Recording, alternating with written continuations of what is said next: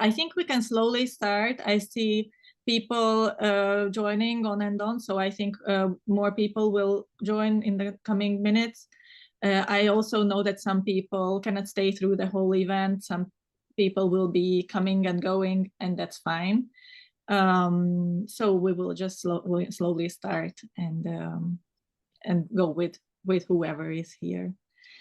My name is Olga Irimiás. I would like to give you all a very warm welcome on behalf of the organizing team. I'm working for Artemisia Foundation, which is a Hungarian NGO based in Budapest. We have been working on interculturality for about 27 years now. And we work with different artistic methods to foster social inclusion. And we really like to use drama-based techniques, especially theater of the oppressed techniques. And we often cooperate with Jolly, an Italian organization about whom you will hear a bit later, in order to explore these methods, to discuss them, to experiment with them, and to adapt them to our times, and then to use them. So today, this event is the first activity within a project that is called NETTO-Newspaper Theater Today. And in this project, we are revisiting the classical techniques of newspaper theater that were developed by Augusto Boal, and to see how they are relevant in our days when media is very different from when he developed them. So we will talk about these issues, how media has changed, how news have changed, how their relation to our lives have changed. And we will also speak more directly about newspaper theater and maybe also other participatory theater methods. Let's see. For this, we have 3 experts who will also share their thoughts and experiences with us. But I'm a bit jumping forward.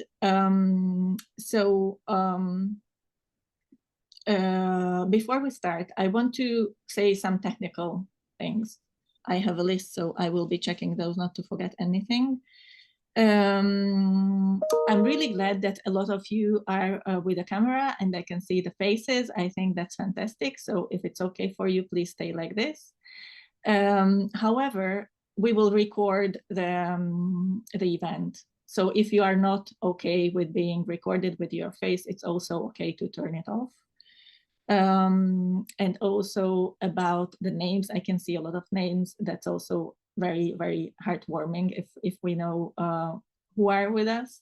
But the same thing, if you would prefer to stay anonymous, that's also okay.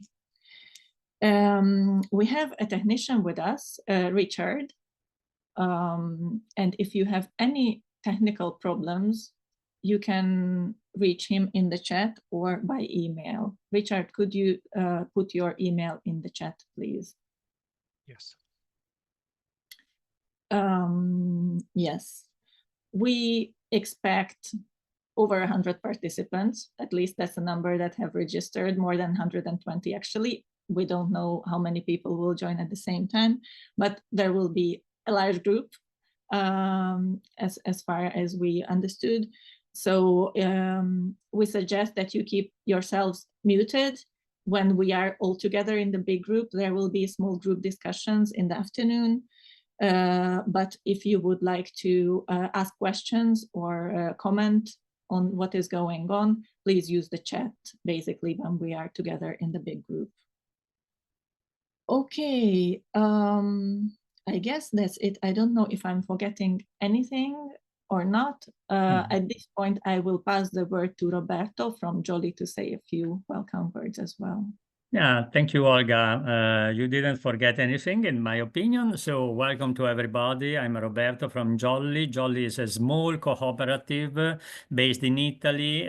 We are very small. We are 10 people, more or less, working together. I like to say that it's quite democratic and special organization because it's a challenge in today's world to to work in a different way that the mainstream proposes. So I like to say that, and also a few words about the newspaper theater, because for people that maybe don't know what is theater of the oppressed and this technique, but very few, because Sabrina Speranza is really expert in that, and later on she will provide you with a lot of information about the birth of the newspaper theater.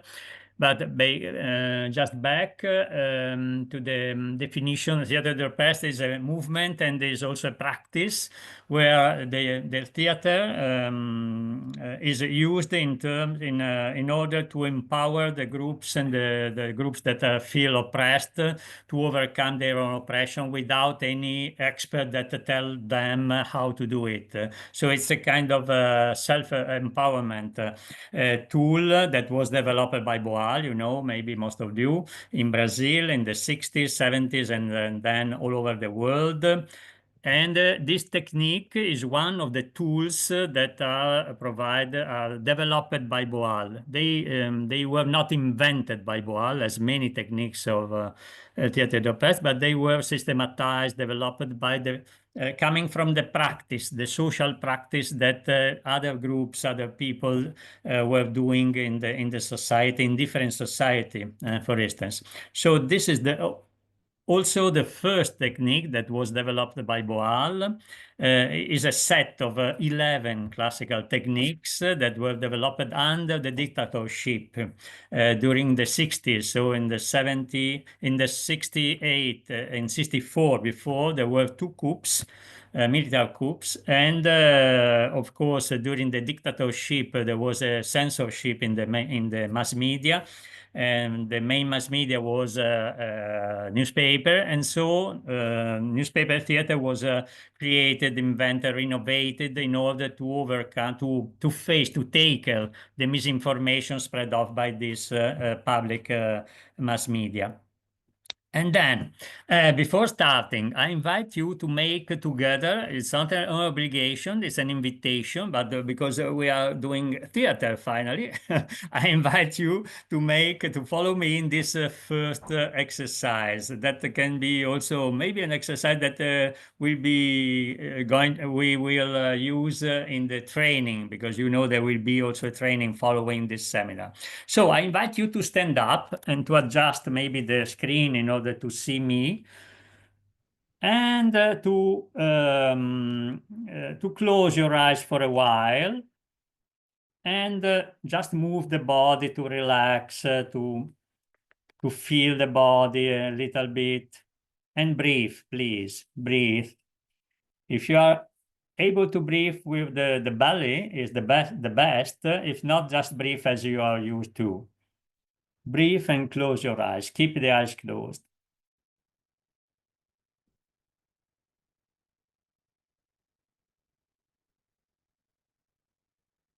And think about the last information, the last news that you have got this morning before coming here. What was it? The last news that I've got. Last information. Try to remember. And from whom this information came to me?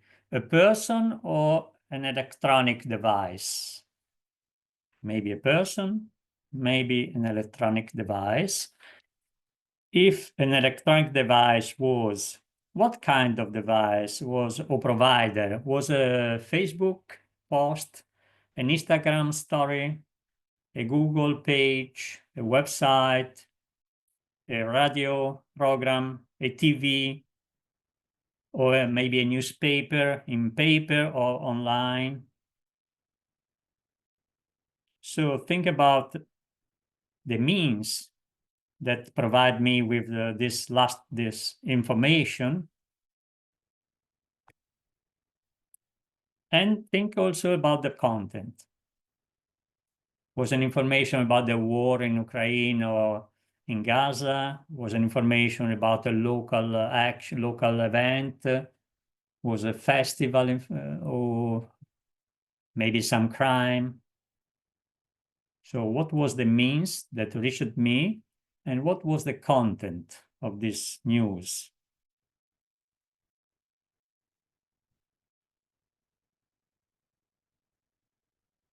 Maybe it was a good news, or maybe not, depending on the people, on the...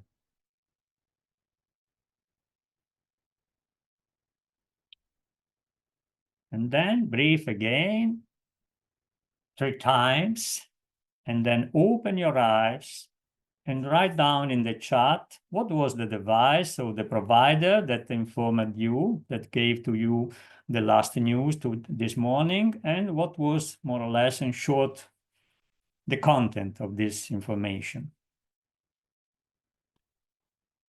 And welcome to this seminar.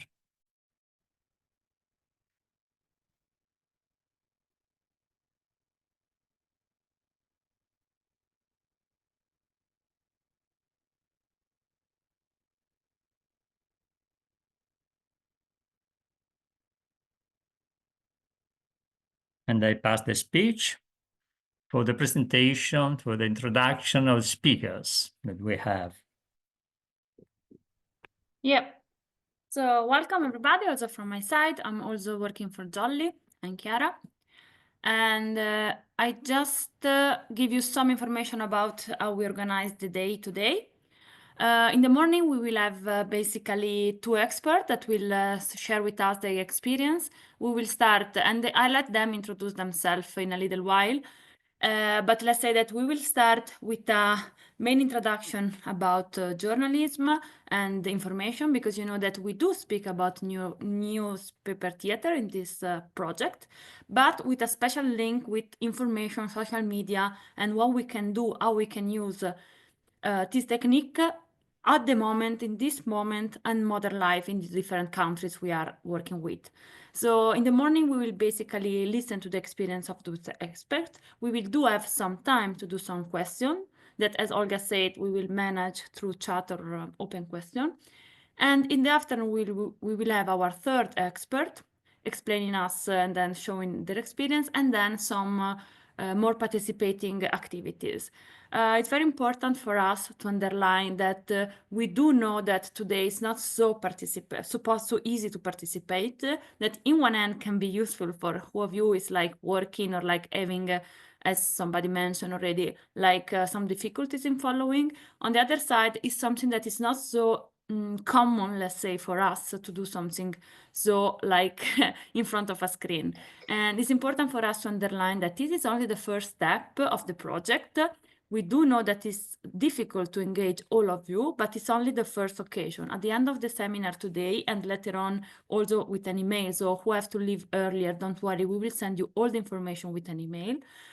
We will have a training, we will have different things going on in the next year, so during 2025. So I don't want to steal more minutes than that. I just would like to know that let you know that one of the intervention is in Italian with subtitle in English. The other 2 will be in English. We try to use the language as easy as possible. If you have any problem, don't be shy. Ask for like if you have questions and so on. Feel free. I mean. So I think if Olga and Roberto think that we don't have anything to add, we can now proceed. So I leave the floor. Let me share. I think we can start. We are on time. I think that most of the people already joined, because I think that there are, we are like 90%, if I'm not wrong. So we are very happy that so many people all over the world. And also I would like to know that, let you know that we are more or less 20 different nations involved. I think that it's very interesting also to have a point of view from different person. And I think that I can leave the floor to Lorenzo now.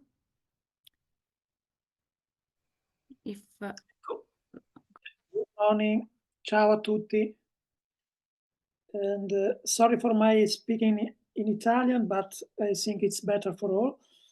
And il mio intervento cercherà di mettere a fuoco perché l'informazione è importante è il fatto che accedere a un'informazione di qualità è sempre più difficile. Il punto di partenza per me è la definizione di che cos'è l'informazione, del suo ruolo come quarto potere.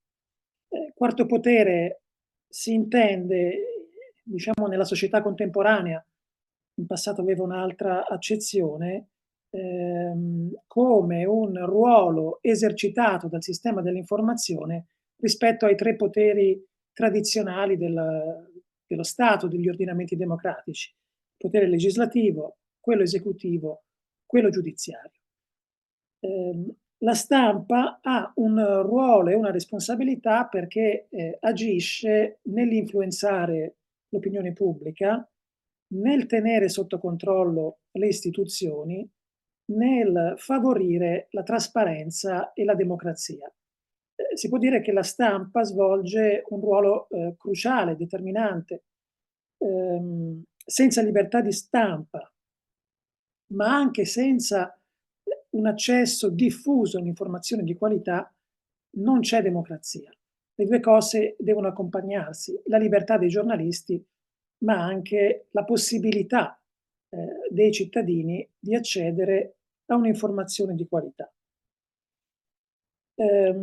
Si può arrivare a dire che la qualità di una democrazia è direttamente proporzionale alla qualità della libertà di stampa e della possibilità di accesso all'informazione da parte dei cittadini.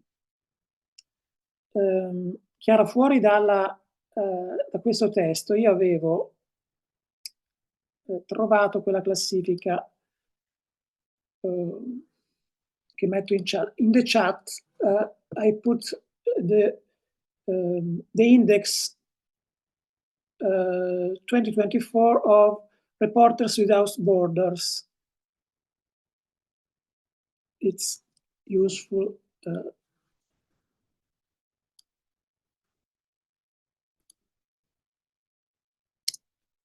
Okay. Sorry, I interrupt you 1 second. For everybody, all the material, all the slide and everything will be available at the end of the session. So don't worry, you will receive even this link that just Lorenzo shared in the chat. You will receive all of them, maybe not the day after, but in a little while. Sorry for that. Ok. Il punto di partenza nella situazione attuale è quello di una crisi profonda dell'informazione. Lo stiamo vivendo in Italia, il paese al quale io mi riferisco principalmente, ma è una situazione diffusa un po' in tutta Europa, in tutto il mondo occidentale e non allargo oltre lo sguardo. E questo accade perché un vecchio modello di informazione, un modello anche strutturale, economico, di aziende, di professionalità, sta tramontando senza che un nuovo modello sia realmente disponibile. Questo crea quindi una situazione difficile sia per chi fa informazione, sia per i cittadini destinatari di questa informazione. Il cuore, il punto principale di questa crisi è il collasso sostanziale dell'informazione tradizionale, dei media cartacei, dei quotidiani cartacei, che sono stati, si può dire per secoli, perché stiamo ormai parlando di un sistema di informazione nato nell'Ottocento e che è il sistema dell'informazione che ha costituito la base, l'essenza, direi addirittura, dell'informazione moderna. Questo ruolo di critica del potere, quando è riuscito ad esercitarlo, di favorire l'accesso dei cittadini alle informazioni importanti, è stato svolto dai quotidiani cartacei, che sono stati e tuttora restano, pur nella crisi di vendite, il luogo dove si svolge il dibattito pubblico. Questo sta accadendo perché c'è stato un crollo delle vendite dei giornali cartacei, vi do tra poco anche alcune cifre, senza che il passaggio a un nuovo modello tecnologico, la crisi dei giornali cartacei ha a che fare anche con una questione tecnologica, l'avvento del digitale, senza che ci sia stata, come dire, una sostituzione. Si abbandona la carta, ma non si passa necessariamente al digitale. Questo ha anche una conseguenza, come dire, questo problema di questa transizione mancata lo si vede a livello di aziende editoriali. Le aziende tradizionali vanno in crisi perché perdono ricavi per il calo delle vendite, ma la transizione al digitale, tutte le testate vecchie o tradizionali hanno anche una presenza online, non si traduce in fatturato, non c'è un equivalente, una sostituzione reale in termini economici. Questo nasce un po' dal fatto che c'è come dire, le giovani generazioni non si ritrovano più con il cartaceo, ma nel mondo digitale si è diffusa l'idea che l'informazione sia gratuita, non c'è disponibilità a pagarla, ad abbonarsi in misura sufficiente, le aziende editoriali sono andate in crisi. È in crisi quindi il giornalismo. Ci sono state ondate di licenziamenti, c'è il lavoro precario nel giornalismo, c'è il lavoro sottopagato e questo inevitabilmente incide sulla possibilità di fare informazione di qualità. Per dire delle cifre, perché forse rende l'idea, no, di questo declino, direi continuo, incessante, si stima che attualmente in Italia, ma nel resto d'Europa forse le cifre sono simili, con delle differenze, che in Italia si vende attualmente 1,2 milioni di copie di quotidiani, alle quali si possono aggiungere 200.000 copie digitali, cioè la versione del giornale sul digitale. È un totale di 1,4 milioni di copie. Fa impressione il confronto con i decenni passati, quando fra l'altro c'erano anche tassi di scolarizzazione più bassi rispetto ad oggi, e quindi all'epoca c'era un'aspettativa di aumento, no, delle copie vendute dei giornali. Negli anni 60 se ne vendevano 6-7 milioni di copie al giorno, 5 volte quello che si vende oggi.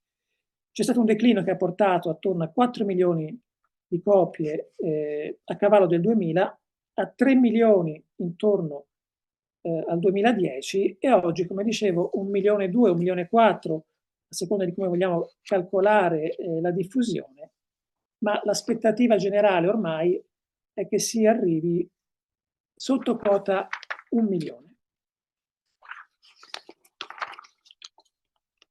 Possiamo andare avanti, direi.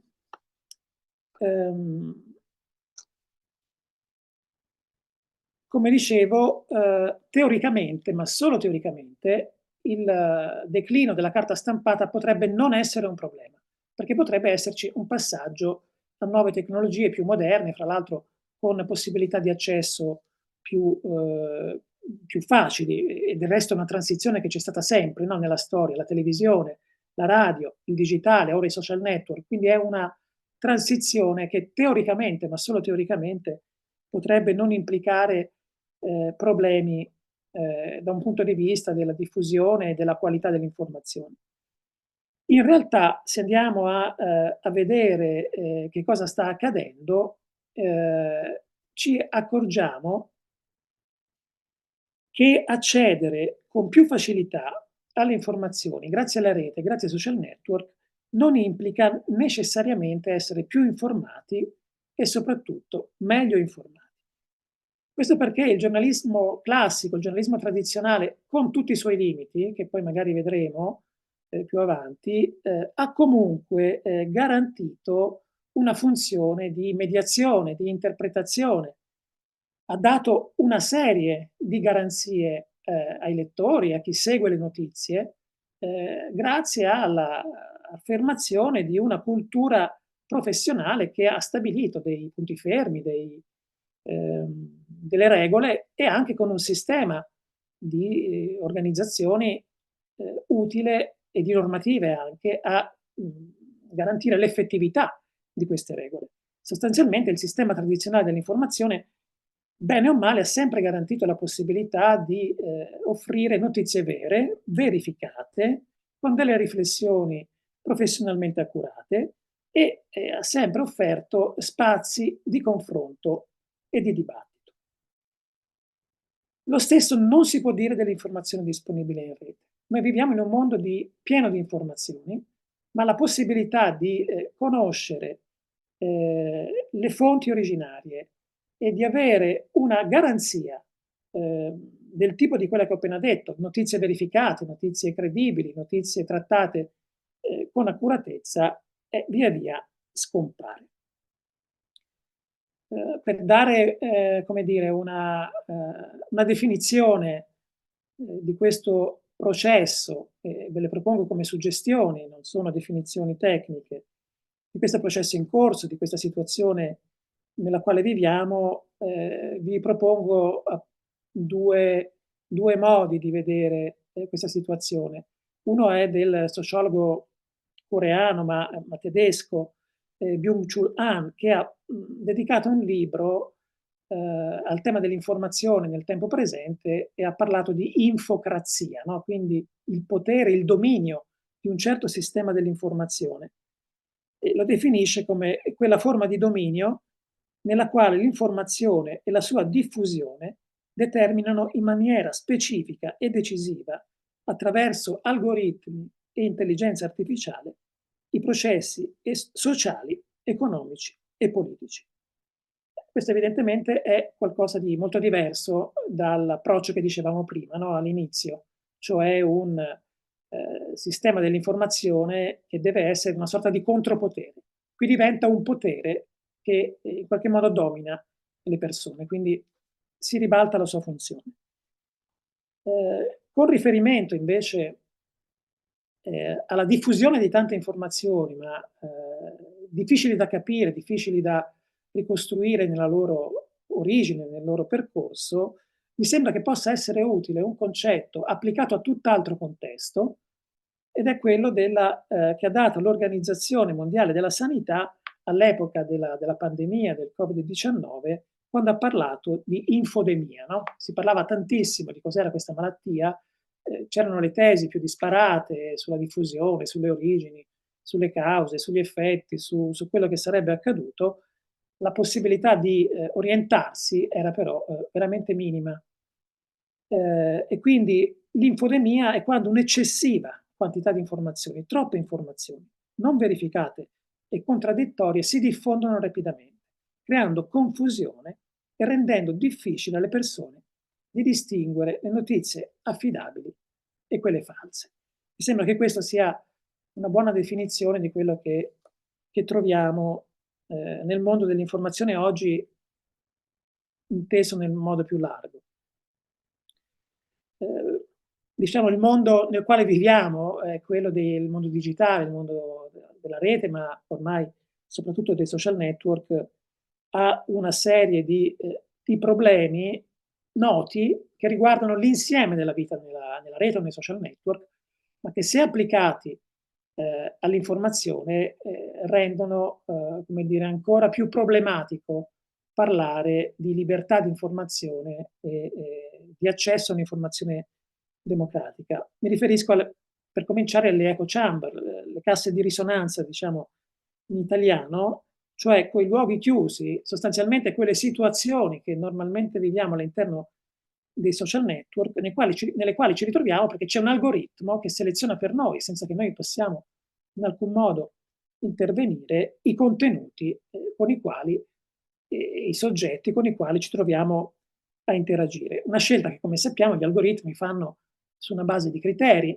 peraltro non conosciuti da nessuno, che si basano sicuramente sui gusti personali, le preferenze, i contatti, le esperienze compiute in rete, ma anche su altri criteri che chi governa gli algoritmi è in grado di determinare. Quindi siamo un po' sudditi e non protagonisti della vita in rete, e questo ha un effetto particolare e pericoloso quando si tratta di informazione, visto che l'informazione è quella cosa che qualifica anche una democrazia come più o meno democratica, se vogliamo usare questa espressione. Un altro fenomeno ben conosciuto è quello delle fake news, che sono, direi, la vita quotidiana nella quale siamo immersi, circolano in maniera copiosa, sono spesso prodotte ad arte, con fini manipolatori, e sono molto difficili da individuare. Il giornalismo ha cercato di mettere insieme una serie di strumenti per svelare le fake news, il debunking cosiddetto, ma la produzione di fake news ormai è professionale, è sistematica, è una forma di manipolazione del consenso e difendersi è sempre più difficile. Un'altra tendenza che va un po' in contraddizione con i principi del buon giornalismo è la tendenza del dibattito in rete e sui social a polarizzarsi. No? All'inizio parlavo di un sistema dell'informazione che garantisce, come dire, un dibattito trasparente e di qualità. Questa è stata la sua funzione storica, un dibattito aperto, la possibilità di confrontare opinioni, come dire, costruite in modo consapevole. Dentro la rete, nei social network, succede invece che il dibattito si polarizzi e in qualche modo si impoverisca sostanzialmente. Ci sono poi le sfide poste dall'intelligenza artificiale, uno sviluppo che è vorticoso, che sta investendo il giornalismo, sta investendo le nostre vite e del quale sappiamo pochissimo. Anche qui è un sistema che viene gestito da pochi soggetti, è una oligarchia che gestisce questo processo. Il sistema dell'informazione in questo momento non è ancora riuscito a tenere sotto controllo questo sviluppo, che promette cose anche pericolose, per esempio lo sviluppo delle fake news con lo strumento della intelligenza artificiale usata in un certo modo è destinato a moltiplicarsi e probabilmente è quello che sta già avvenendo. Ci sono anche delle tendenze positive che è giusto richiamare quando si parla di questa transizione dal sistema classico al mondo digitale. Sono stati creati nuovi strumenti, cito i principali, l'avvento dei podcast, la diffusione delle newsletter, tutti i canali social dedicati all'informazione che sono creati da professionisti che garantiscono qualità, che quindi possono assicurare quel sistema che dicevo all'inizio di qualità, di verificabilità, di accuratezza, di professionalità. Sono forme di comunicazione preziose, però hanno un limite perché normalmente sono forme di informazione verticale, specializzate, trattano un tema con la qualità dovuta, ma come dire si limitano a quel tema. Una funzione invece più generale, quella che dicevamo all'inizio, del sistema dell'informazione, di essere una forma di controllo delle possibili degenerazioni del sistema democratico e di tutela della cittadinanza e dei suoi diritti, hanno bisogno di un'informazione anche orizzontale. Non basta conoscere tutto di un certo argomento. Per essere un buon cittadino, un cittadino consapevole, è necessario avere un'informazione buona, di qualità, orizzontale, su tutte le cose importanti che ci accadono intorno, altrimenti il sistema della manipolazione finisce necessariamente per avere il sopravvento.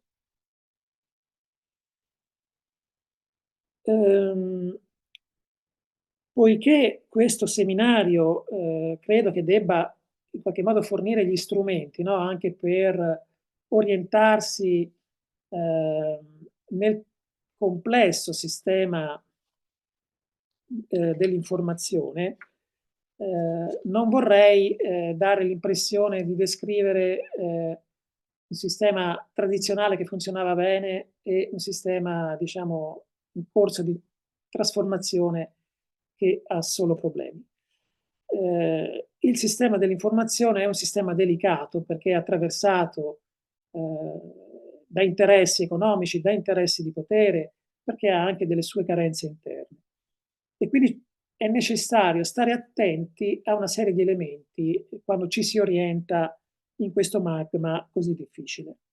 Quindi ci sono sempre dei punti sui quali prestare la massima attenzione, che dovremo scorrere sotto.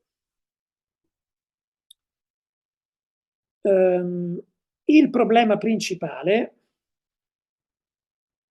storico è l'indipendenza dal potere politico, che riguarda il sistema dell'informazione in quanto tale, per le ragioni che dicevamo prima. È il quarto potere contro, in qualche modo, in aggiunta e in funzione di controllo dei poteri istituzionali, giuridico, legislativo ed esecutivo. Questa vocazione, che nel giornalismo anglosassone si chiama watchdog, no? La funzione di cane da guardia del potere, è una tradizione del modello anglosassone, un giornalismo che guarda i cittadini, che nasce contro il potere. Non è una tradizione di altre forme di giornalismo.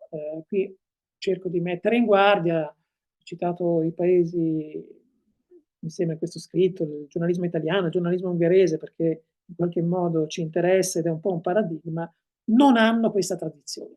È un modello di giornalismo che ha una tradizione di vicinanza con il potere, di dipendenza dal potere economico anche, e quindi questa funzione di watchdog è esercitata con difficoltà anche nel giornalismo, diciamo, più professionale, più strutturato, quello più tradizionale.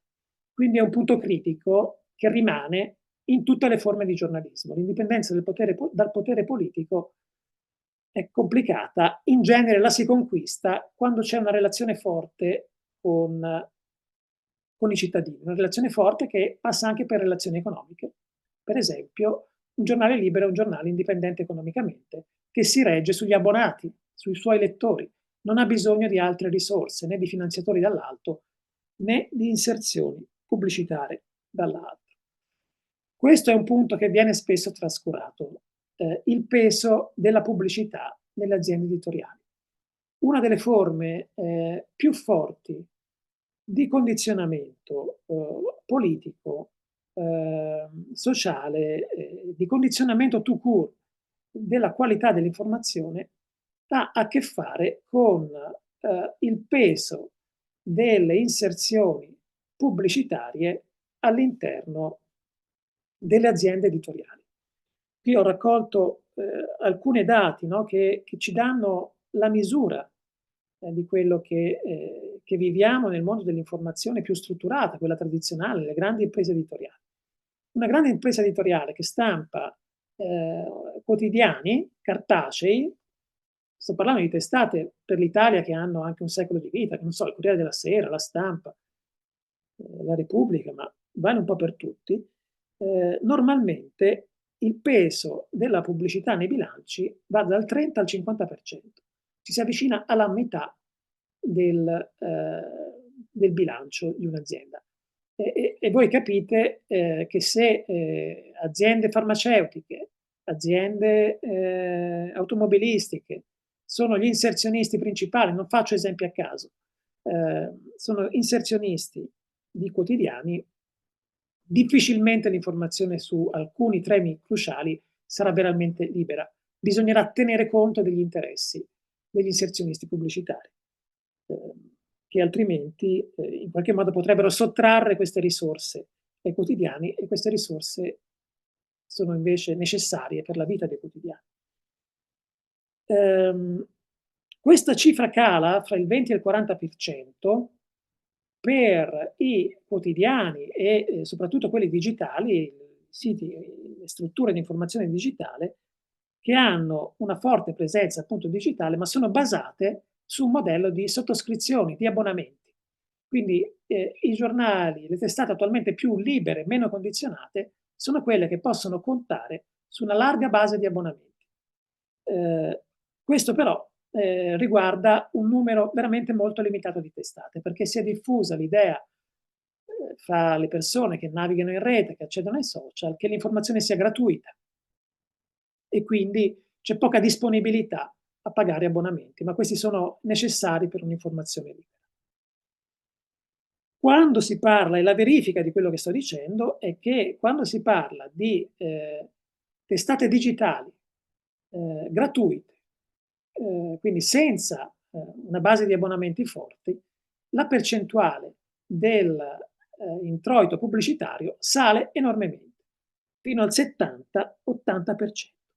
Quindi quando una testata digitale non ha una base di abbonamenti significativa, la sua vita dipende dalle inserzioni pubblicitarie. E questo è un condizionamento che rende la libertà di informazione e la qualità dell'informazione una chimera, qualcosa di sostanzialmente poco raggiungibile. Un altro fattore che condiziona fortemente quel ruolo di watchdog, di cane da guardia dell'informazione che dicevamo, è un'autocritica alla mia categoria, io faccio il giornalista, la mia categoria ha relazioni troppo strette con il potere politico. C'è la tendenza, come dire, a sentirsi parte della stessa elite politica ed economica.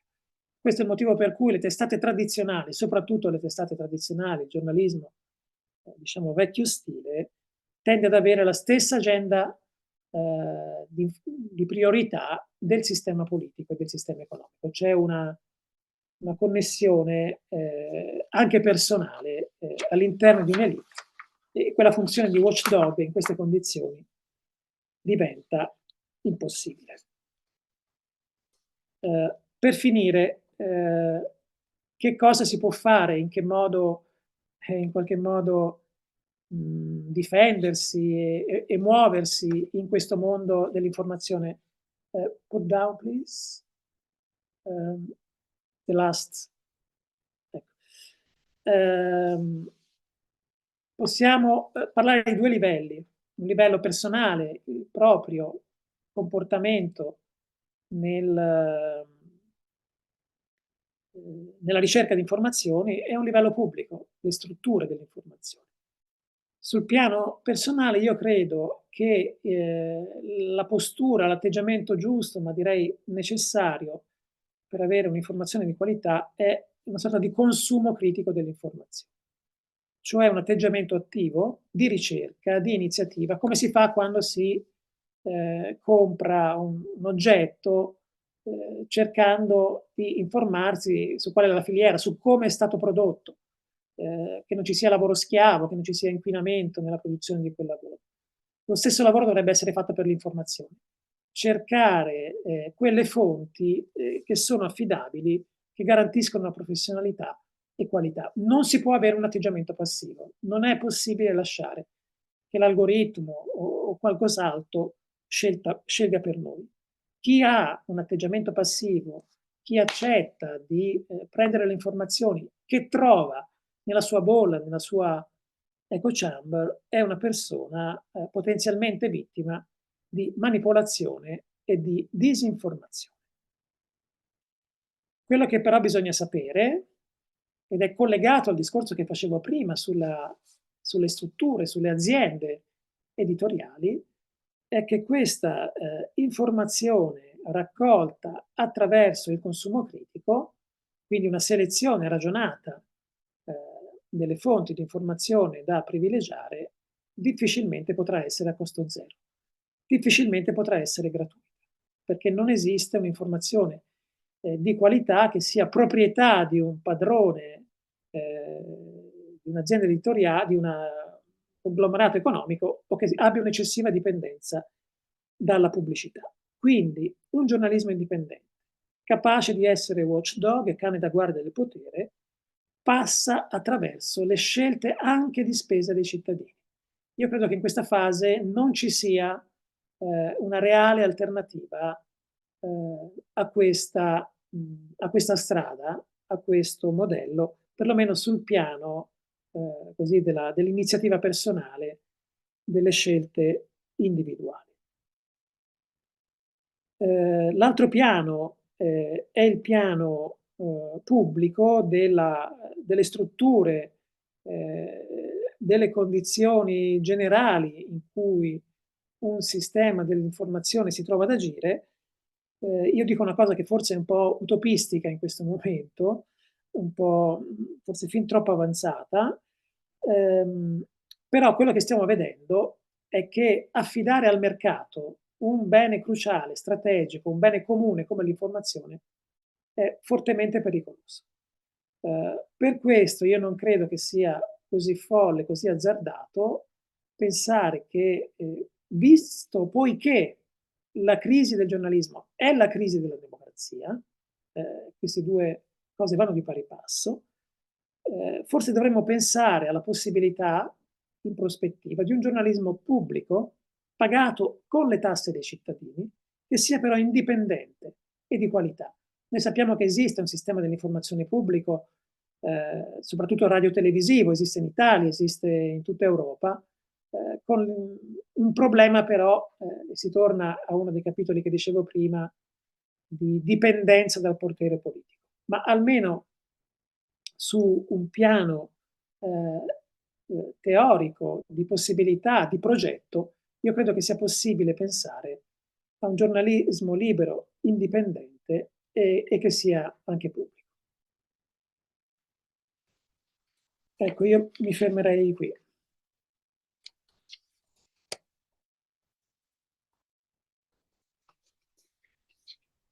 Thank you, Lorenzo, for the thought-provoking speech. We have about 10 more minutes for questions and comments. I see in the chat there were some lines of thoughts along the role and the competence of the editor, and also about these hyper-capitalist systems that are running the system of media, and how we can break the bubbles that we live in, the information bubbles. I also do have the impression that in the meanwhile, Lorenzo kind of touched upon these issues, but I'm asking all of you, those who wrote in the chat and those who didn't, if you have any questions to Lorenzo or any issues or thoughts or comments that you would like to bring up. And now is the time when you can just unmute your microphone and just say it directly. Yes, thank you very much for your informative and very thorough presentation of how it is today. It's very, also scientifically, I appreciate that the approach you have. I would like just to mention in this situation now that the Living newspaper was founded by G.L. Moreno, maybe you know him, in Vienna, in the Spontaneity Theater in the 20s.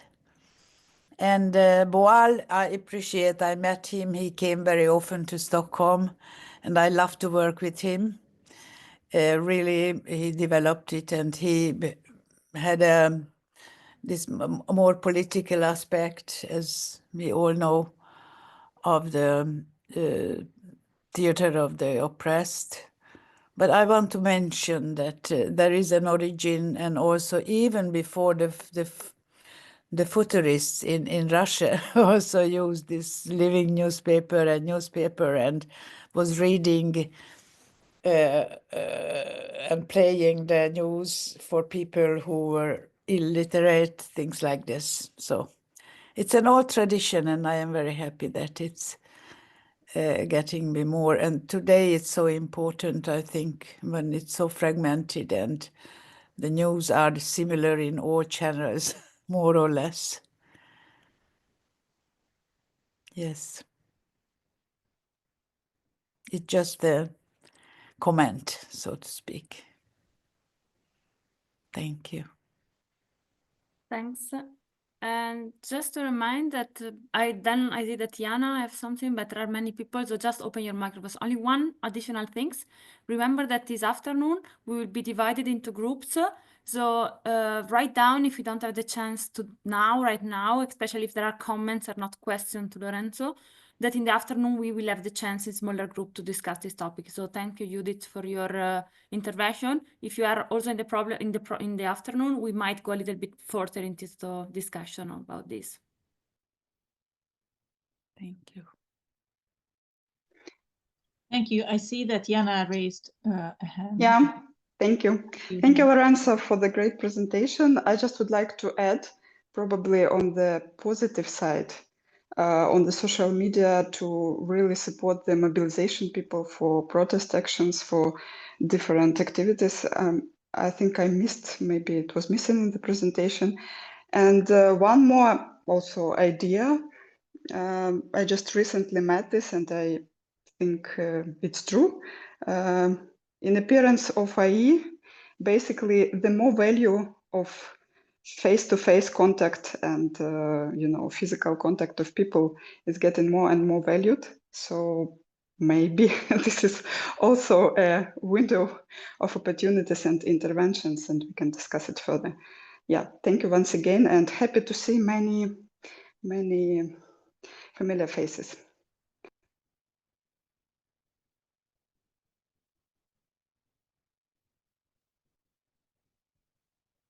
Thank you, Jana, for the comment. Lorenzo, did you want to add something? Or I heard someone. No, maybe Ami. Dico una cosa, poi la traduci. Sicuramente quello che non ho detto è che una parte di buona informazione in questi anni è venuta dai movimenti, dagli attivisti, un'informazione, come dire, legata ai movimenti politici.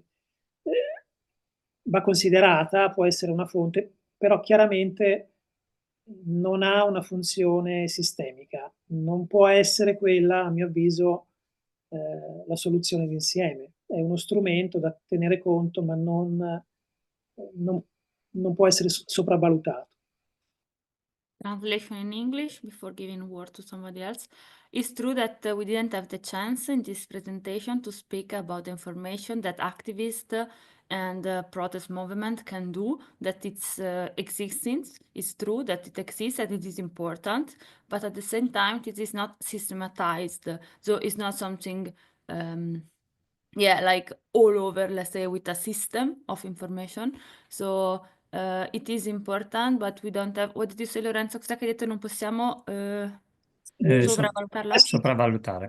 Yeah, like over calculate, overestimate the power of this part of information, that it do exist, but is not systematized. And yeah, I also add that to all the experts today, we just gave a short time, so it's normal that they could not cover all the topic. So this could be again something very interesting to discuss later on in the afternoon. I see that Amit, there is some that would like to speak. Yes, hi Lorenzo. I wonder if you could, I put in the chat the question of the editor note, and in old time, in classic newspaper, editor note had a very functional and important functional meaning. It actually gave the reader the idea of what he's going to read, what will be the political, economical, social, etc. aspect of the key aspect of the information that he is about to read. I wonder if you can elaborate on it a bit. How do you see the editor role in new media? Thank you. Ma io credo che ci sia sempre uno spazio per direttori e singoli giornalisti, come dire, uno spazio personale, autonomo, in tutte le testate, anche in quelle, come dire, meno pluraliste. Però in qualche modo anche qui io credo che non si possa, non si sfugge da quelle regole che dicevo. L'indipendenza economica, l'indipendenza dalla pubblicità,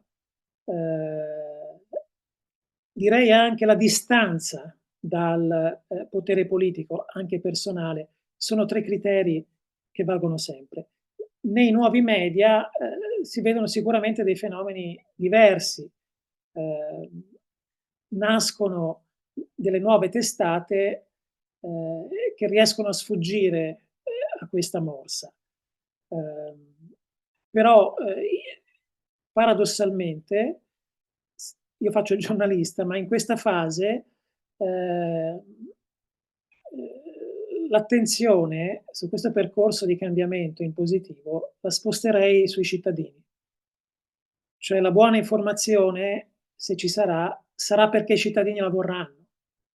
Se i cittadini non esercitano quella forma di consumo critico, non ci sarà direttore, giornalista che tenga. It is true that editor and director, they do have some space of autonomous movement, even though they are writing and directing a national newspaper. So it's true, they do have capacity to move and independence and a space of acting, but the 3 factors that we mentioned before about economic and independence and so on still remain. And it's true that digital newspaper and the fact that to have this new kind of media can give a chance to think it, and Lorenzo have in mind already a list of them. So both of the issues are true, but anyway, the real change can be made by the citizen. Only if the citizen asks for true, neutral, and like value information, there will be a change. So the power, let's say, at the moment is in the hands of the citizens, even though the role of the editor, as you said, still exists. But who is more powerful is the people, so the audience, the citizen that ask for information, quality, neutral, and balanced.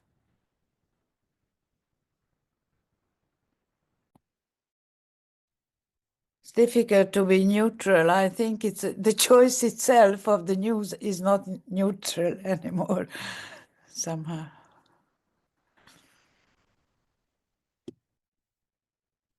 I think that's a deep discussion that we cannot really dive into right now.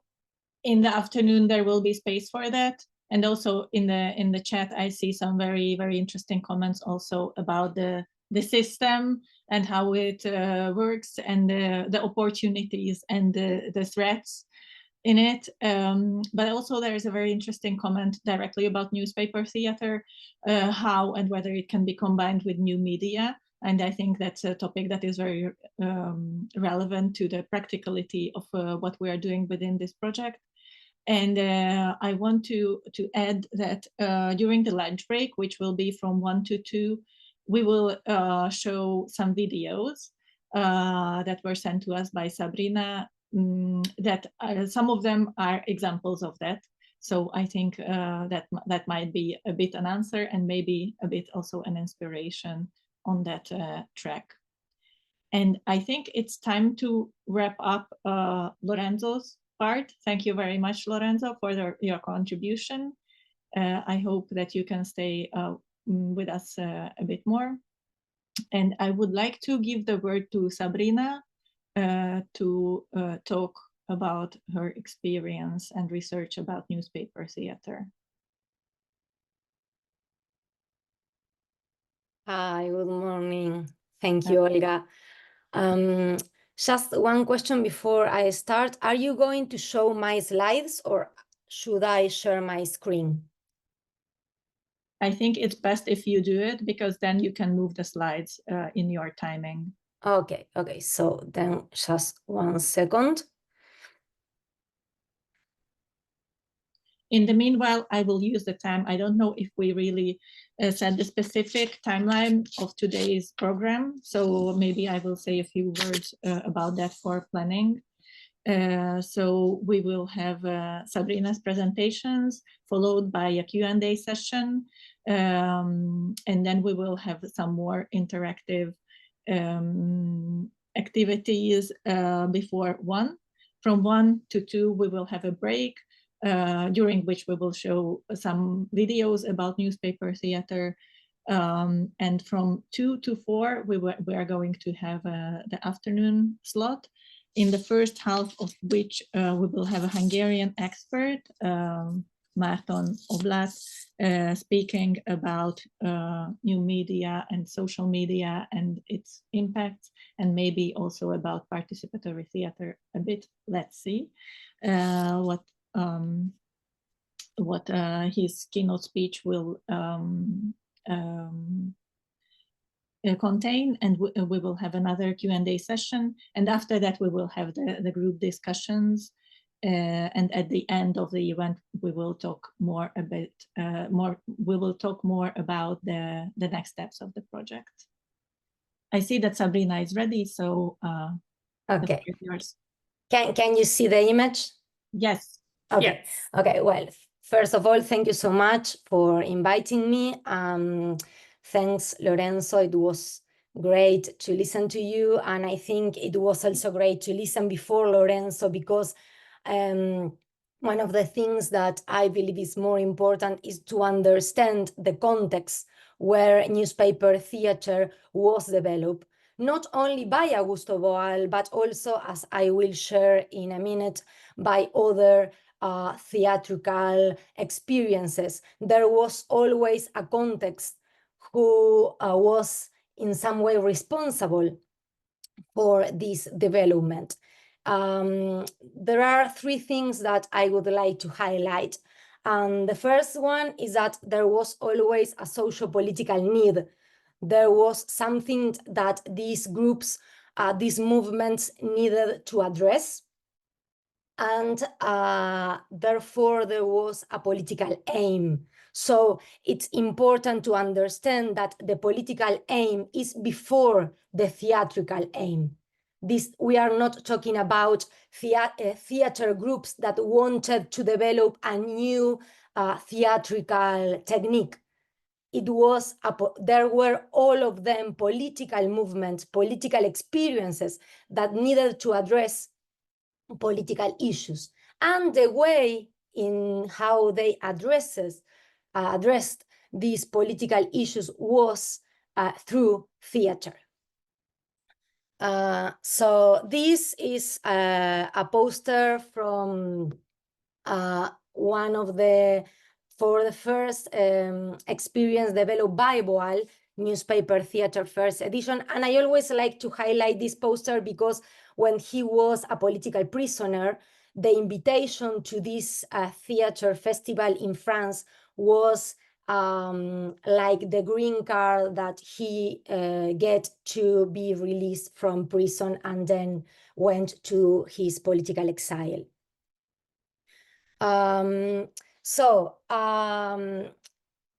Newspaper theater or living newspaper is the combination between news and performance. And as it was said a minute ago, this is a really long tradition in history. In fact, we can go back in history and we can say that news, the first way to share news was by saying the news or singing the news. And I am talking about ancient Greek. So before the newspaper was created, before letters were even available, people always shared information. But right now, we are talking about really specific theatrical forms from the 20th century. So the combination between news and performance, as this quote says, allowed us to reflect, to critically reflect about news, about information, but also about how we create theater. I want to underline some early forms related to newspaper theater that were called living newspaper and were created in the Russian Revolution and were related to the agitprop movements. So here we have another important feature that was that they were self-organized groups and autonomous theater. I'm not going to read this, you can read it. One of the main, or maybe the well-known groups, was the Blue Blouses. Blue Blouses were a group created by journalist students. And as I said before, which was the political need by these movements and by the Russian Revolution was that they needed to spread the revolution, they needed to spread the support to the Red Army, and they had to face a few challenges: the lack of paper and the wide illiteracy. So they weren't able to print as much newspapers as they wanted, but also people can't read the newspapers. So they needed to share information by using other means. And they were extremely creative. They painted walls, they painted trains, and they also started first to read the news out loud, and then they developed these forms more and more until they created performances. The Blue Blouses became extremely famous. They perform in different places. They were called Blue Blouses because of their costume. Their costume was the blue shirts, the workers' blue shirts. And they perform, they tour for instance, Germany. You have numbers there about how many people attend their performances. And they also print a magazine. So they could spread how they work to other groups, and they multiply their experiences. And their experience, sorry. And this was also a common feature with then in Brazil, Augusto Boal, who also multiply the experience. I am going fast through all of this, so we can then focus on newspaper theater within theater of the oppressed.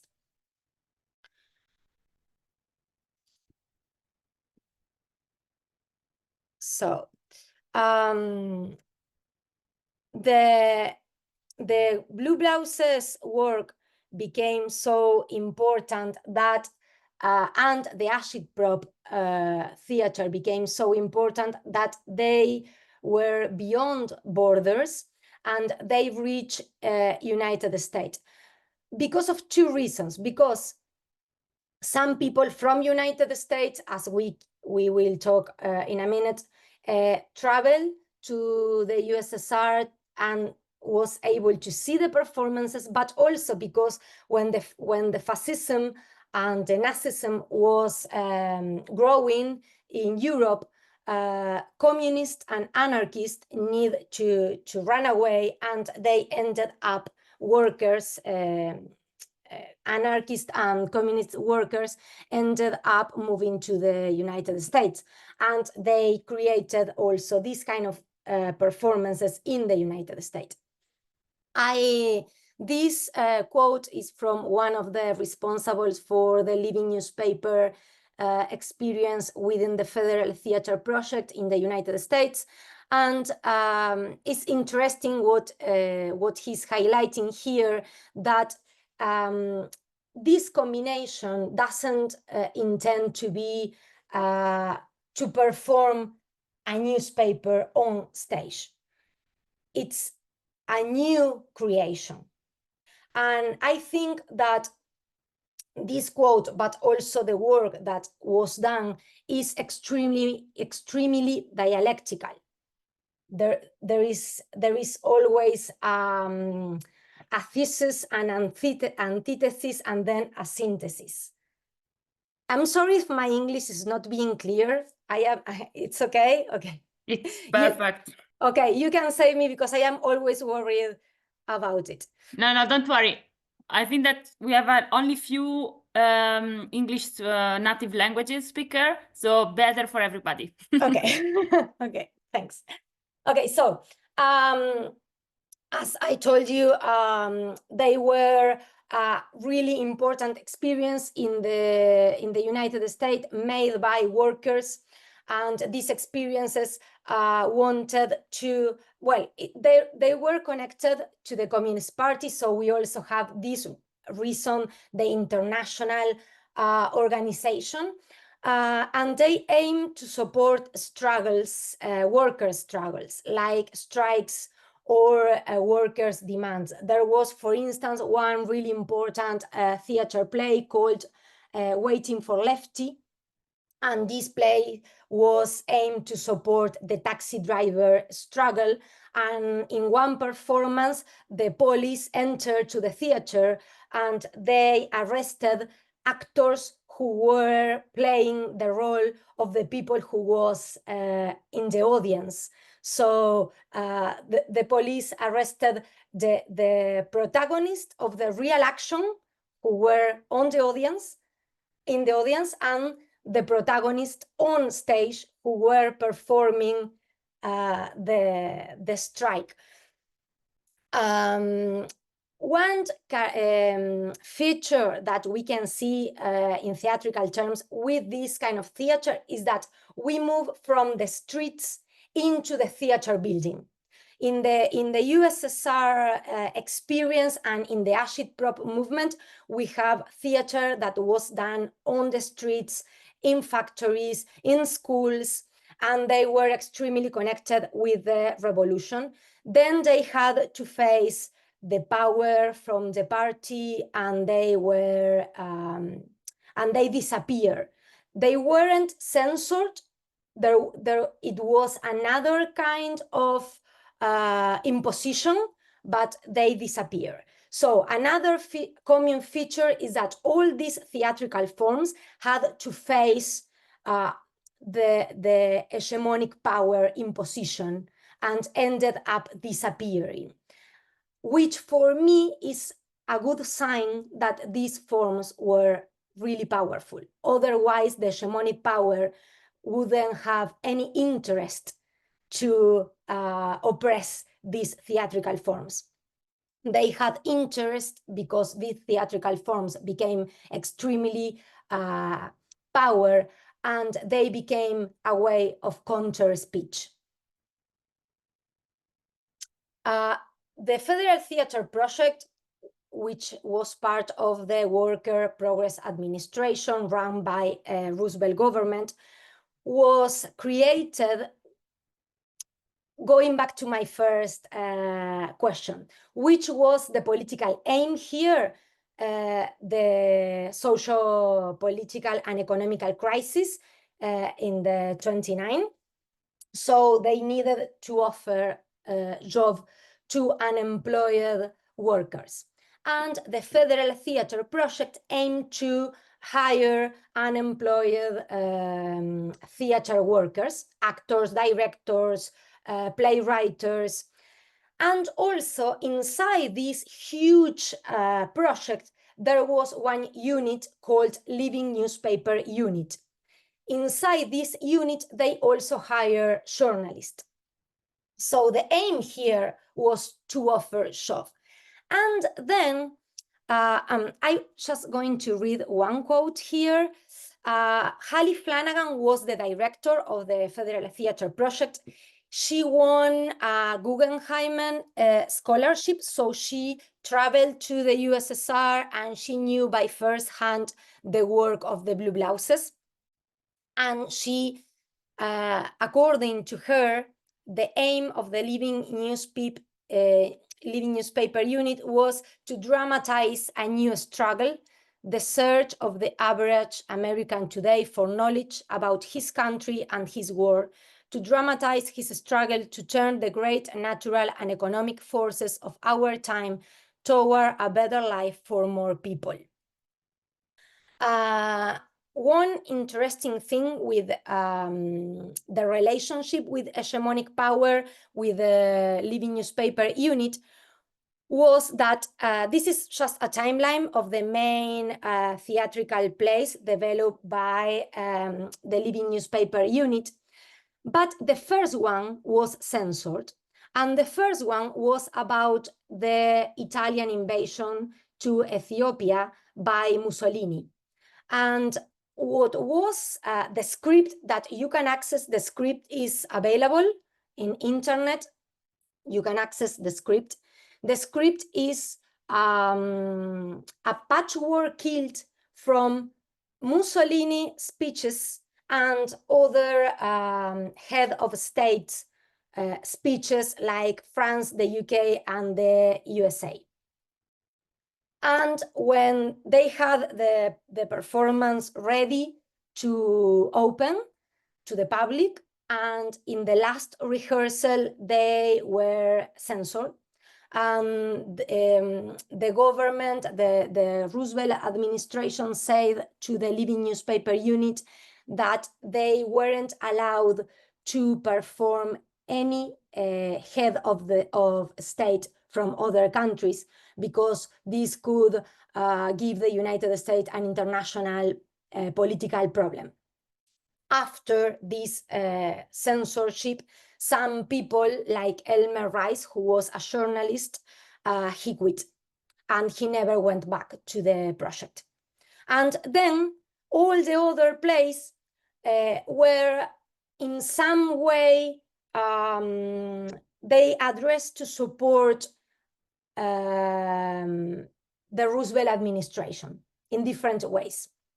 Like they talk about the nationalization of the power, the electric energy. They were talking about the agricultural reform. And Injunction Granted was a play that addresses the historical struggle by workers.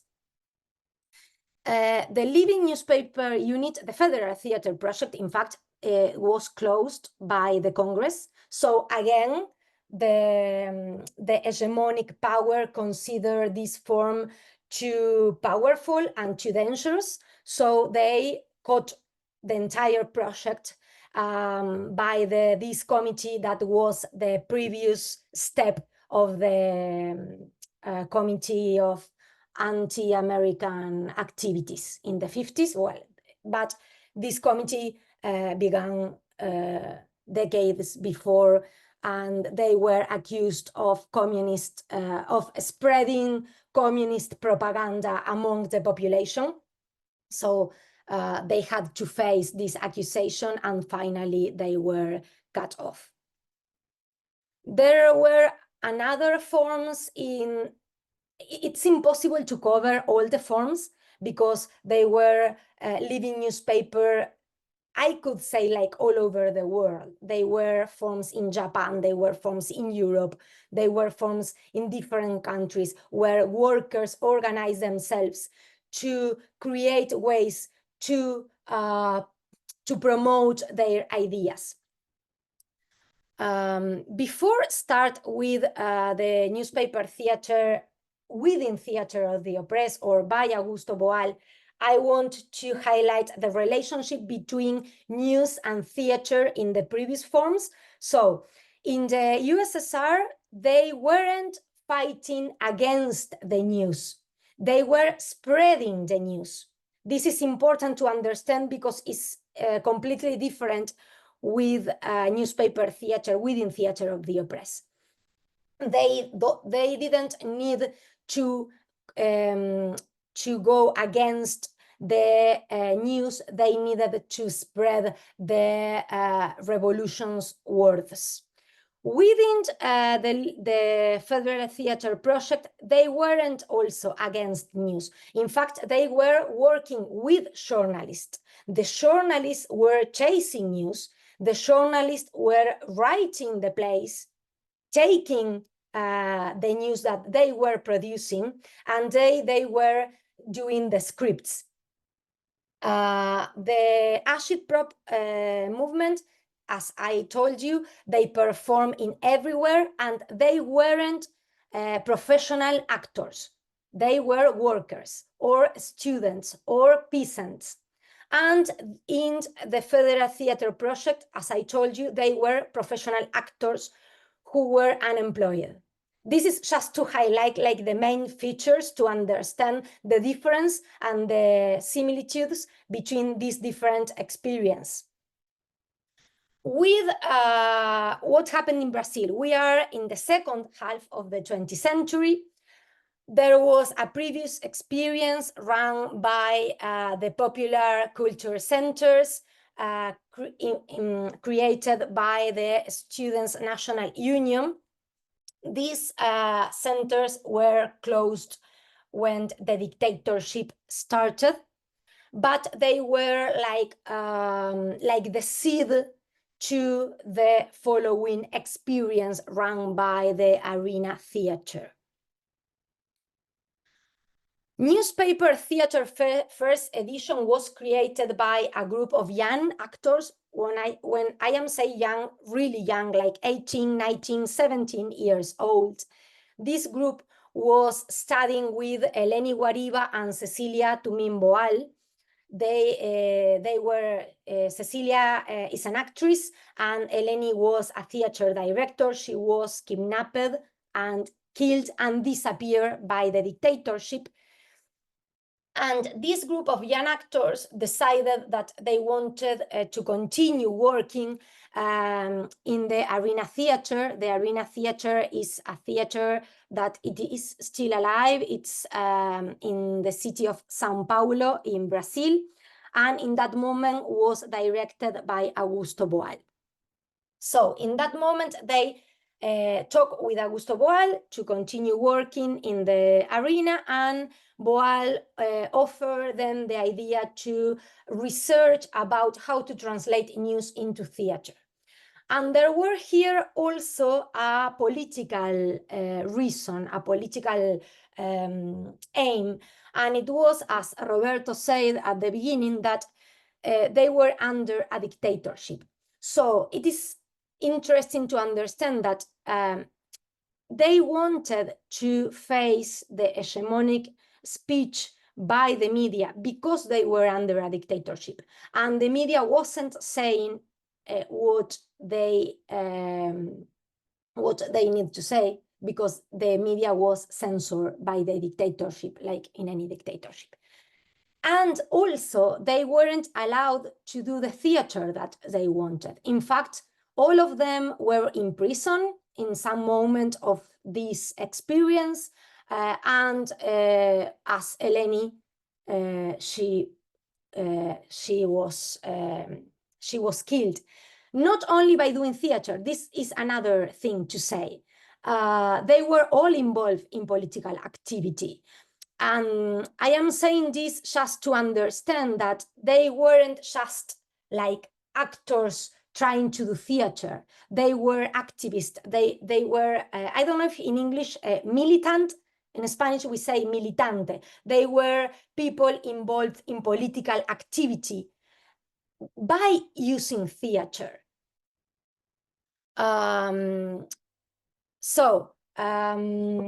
They created some techniques that I know that this project Netto is going to work with those techniques in the future, so I am not going to pause there, but I would like to highlight that their aim was that other people could also create their own newspaper theater plays. So they performed in schools, in universities, wherever the military forces weren't, and they distribute leaflet among the audience, and the leaflet said, if you have an issue, don't talk about it. Put this issue on stage. We will help you to do it. So the first play theater play that they created was called Newspaper Theater First Edition, and this play was a way to show the techniques to the audience. They weren't addressing one issue. They took different news to show the techniques, and the techniques were a way to critical reading the news, to have a critical thinking about how we read the news. So in this case, the relationship between, we can say, the stage and the news was a counter speech position. They were struggling against the news manipulation.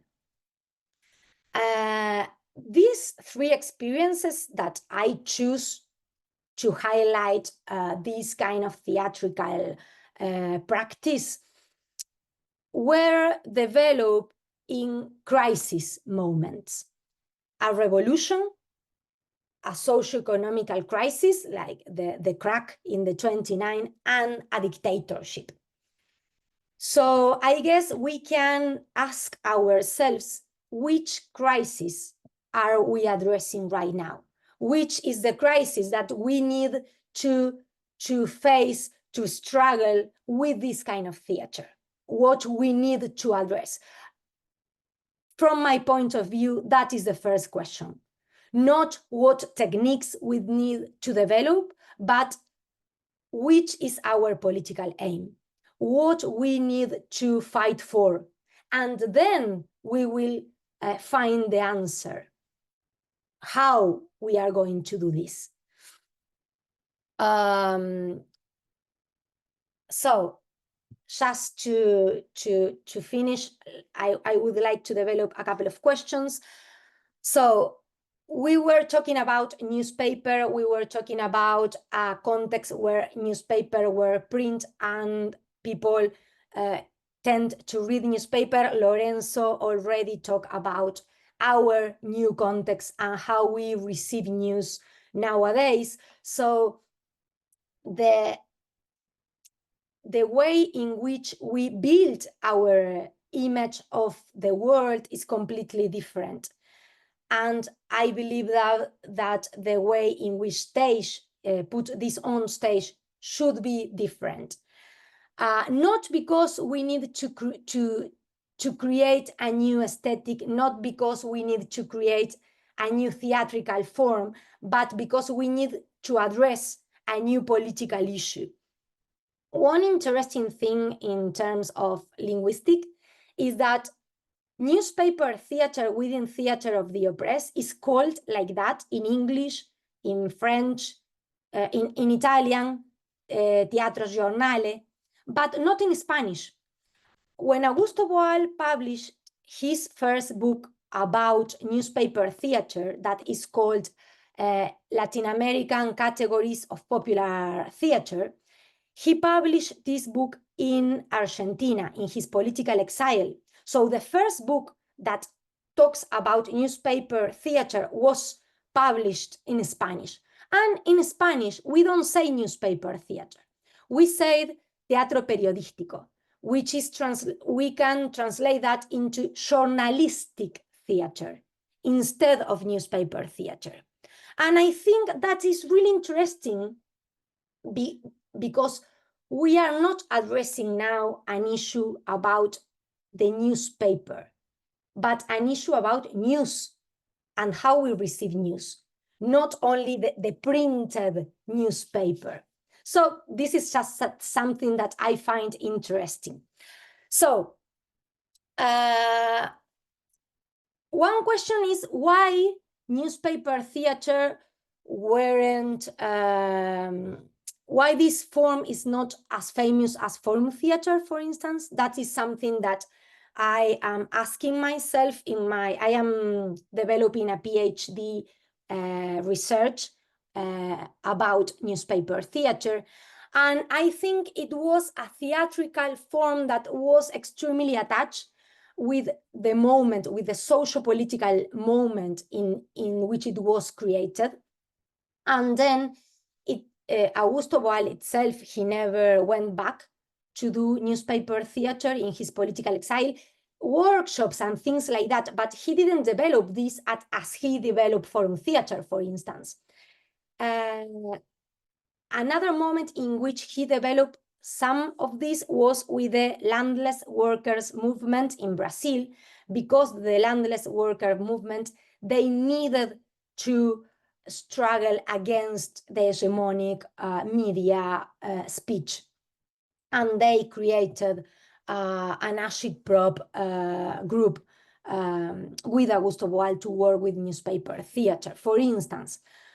So if newspaper theater was developed to face mass media manipulation under a dictatorship, not any mass media manipulation, that is another thing that we need to understand. They weren't against any media manipulation. They were under a dictatorship.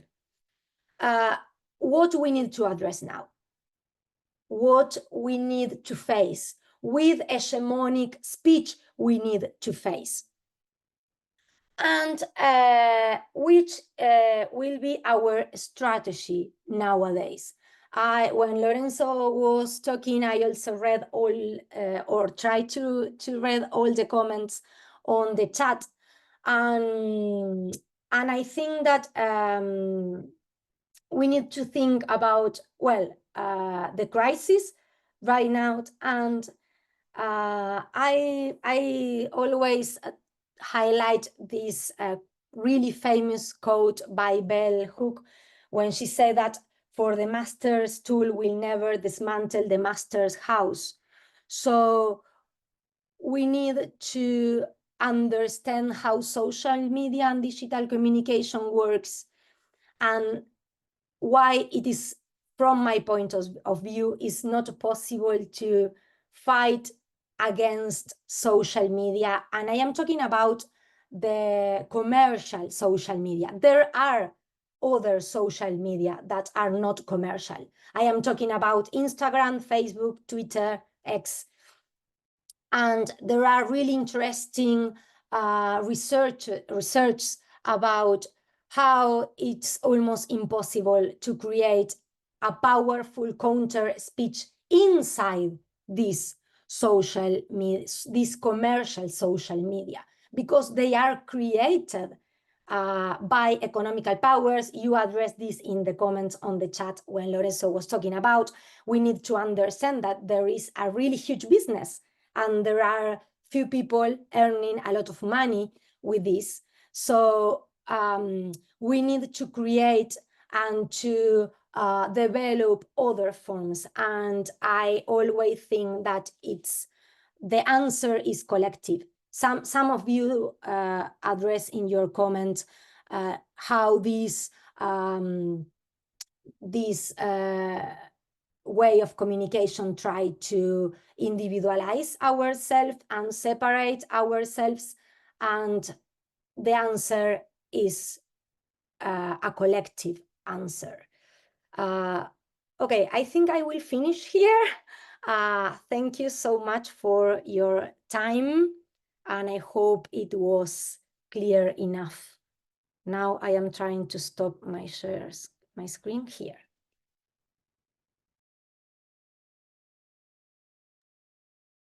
Okay, thank you, Sabrina. I would like to intervene just a bit because there are a lot of interesting inspiration in the chat. It's difficult to summarize. I don't want to do it, but because we are preparing the training, in the practical training, where we are going to develop to update, to develop new techniques, to update the old ones, maybe. So there are many points that are in discussion for me, many doubts. For instance, of course, we need a framework about the general system, like Lorenzo Guadagnacci showed us. No? So we are in these times, in this kind of a system of spreading information all over the world.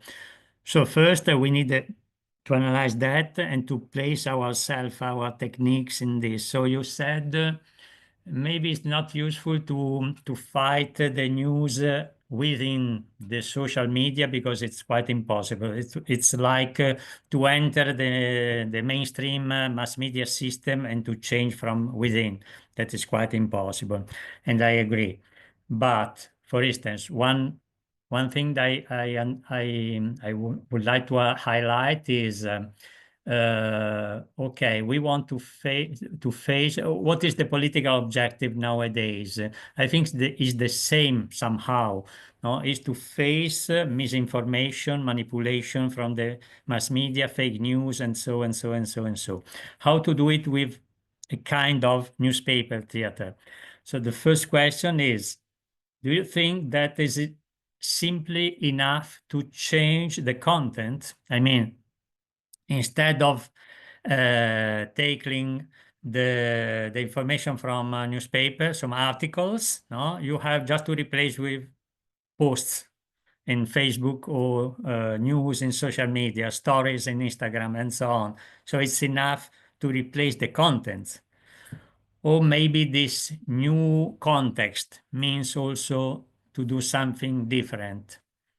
And what you said finally remind to me, for instance, the importance by means of a newspaper theater, maybe to talk about the system of information as well, not only about the specific news, but about the system of information.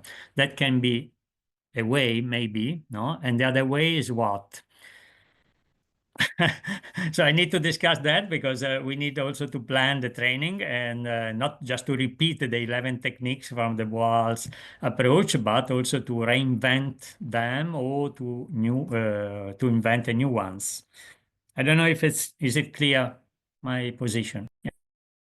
Yeah, totally. Thank you, Roberto. No, I think that we need to do both. We need to use different content, but also to use this content or to address this content in a different way. I will use just one example to answer. For instance, the first technique that was called simple reading, and I am talking about Augusto Boal's techniques, because as I said, there were other experiences. But the first technique was called simple reading. And the aim of this technique was to read the piece of news without the newspaper, to know, to be critical about the news content, and not about what the newspaper was saying that it was important. In fact, Augusto Boal quotes Orson Welles in his book, and he says that any news is important enough to be in the front page of a newspaper, but if you put anything in the front page of a newspaper, this became important. So the idea of simple reading was to cut this piece of news from the newspaper and just reading it and discussing it without knowing if this piece of news was in the front page or in the last page. But what happened now? If we read a piece of news on social media, or if you read a piece of news in a digital newspaper, this is completely different.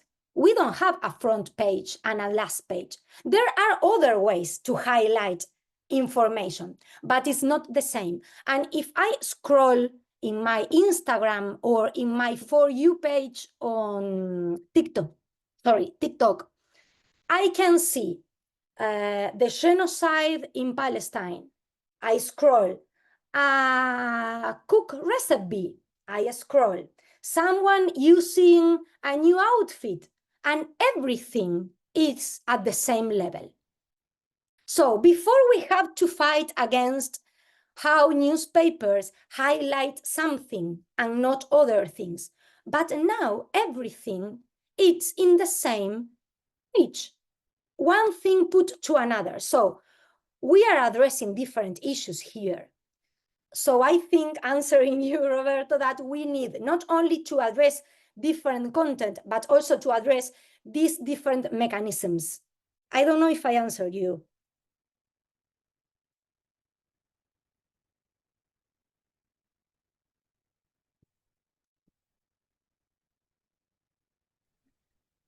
Sabrina, I also want to thank you for the very interesting and deep and informative presentation. I have a practical question. As far as I know, you are also a practitioner of newspaper theater.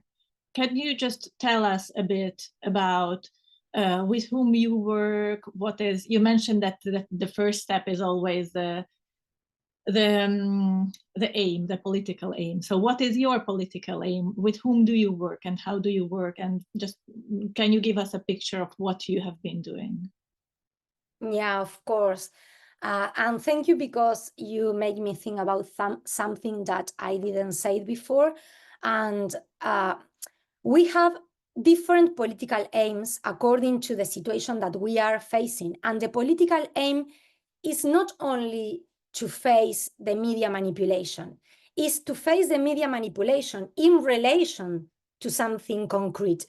Because otherwise, at least for us, is too huge. Like, okay, I am going to do a play to face, to address media manipulation. It's huge. So we, our need is always something more concrete and sometimes even more local. For instance, the last scenes, it wasn't a whole play. They were just scenes that we play in public manifestations, were about a crisis that we had in Uruguay about water, the water that we need to drink, like, how do you say in English? Tap water, drinking water. Yeah, okay. Drinkable. Yeah. So we had a huge issue because we were run out drinking water, because several reasons, because of climate change, but also because of political decisions from our government. And we start to be given salty water, because the water that we can't take was dry, and the government start to use water from the sea. And even if they did a really chemical process on it, it was still salty. And they had also a lot of, it has also a lot of chemicals. And the health ministry said that a warning to the population: you should take showers, short showers, and with the door of your bathroom open, because of the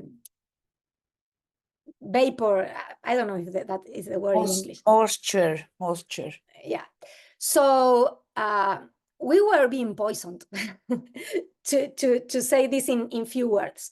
And that was our issue, that we wanted to fight against the decisions made by the government,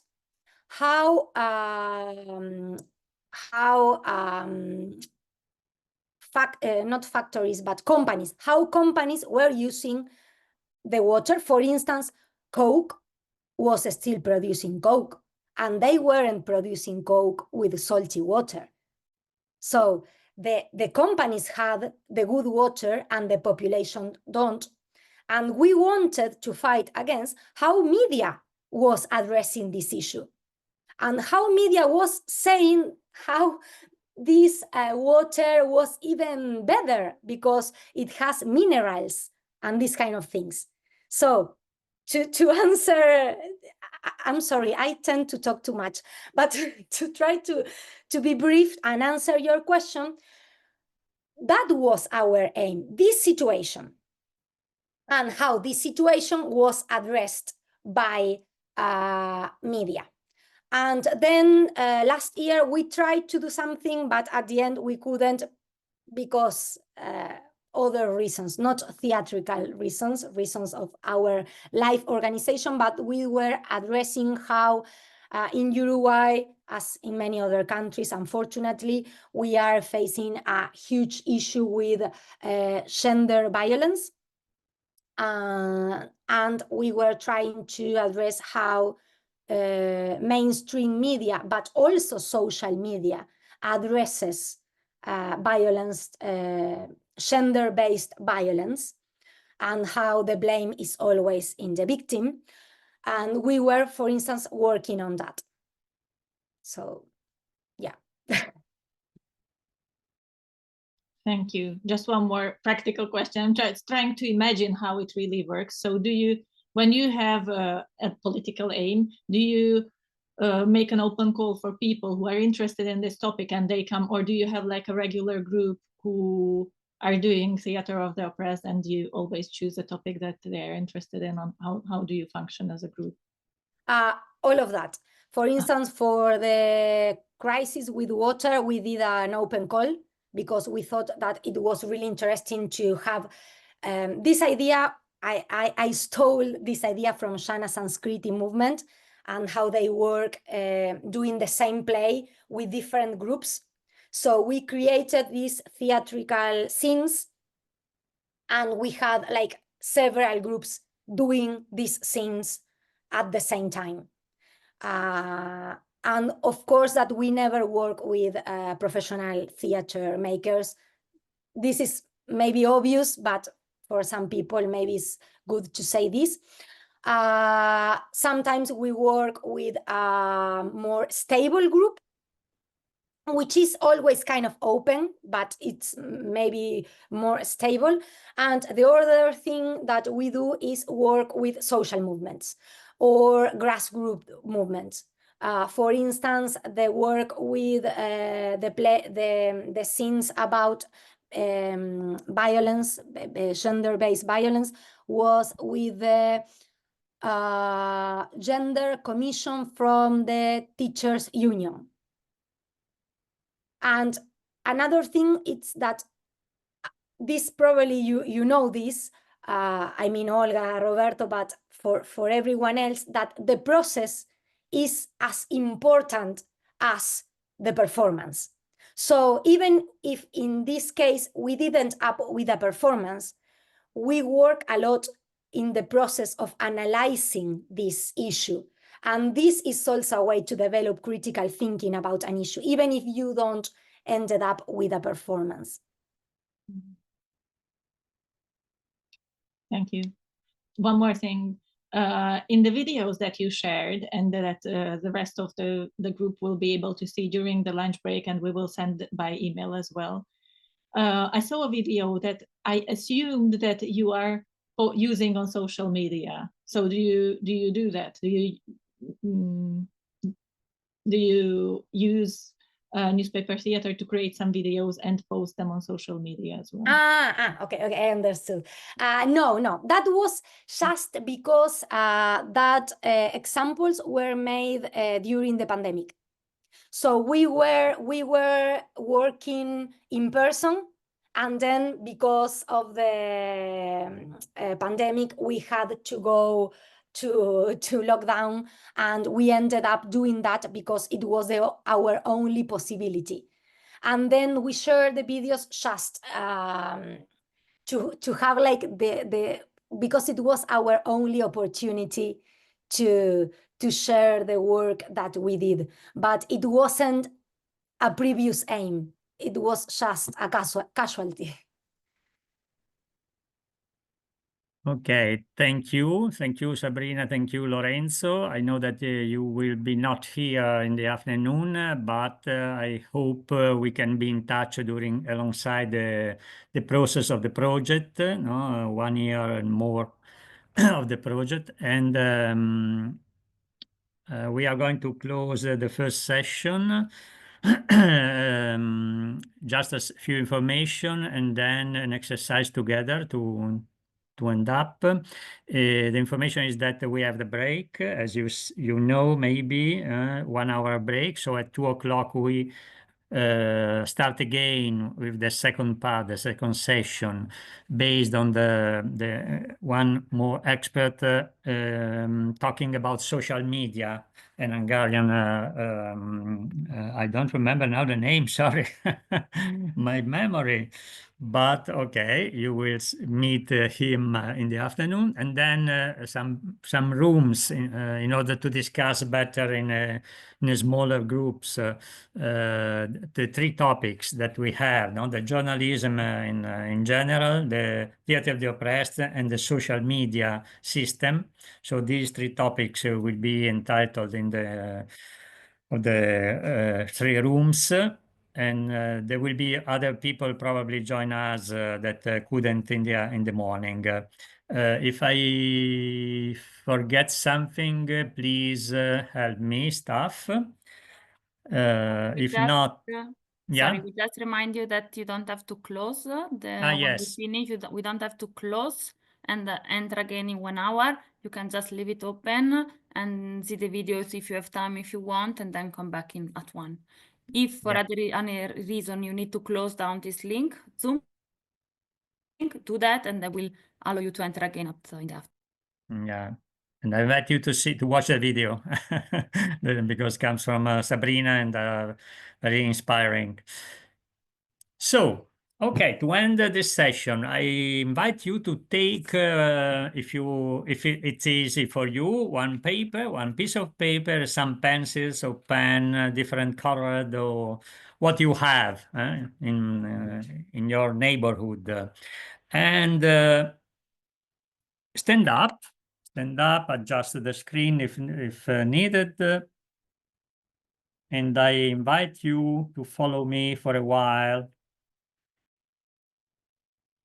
So close your eyes, breathe, and keep breathing, keep breathing, and feel your own body. In this moment, maybe it's a little bit tired or not, I don't know, maybe excited by the speeches. Okay.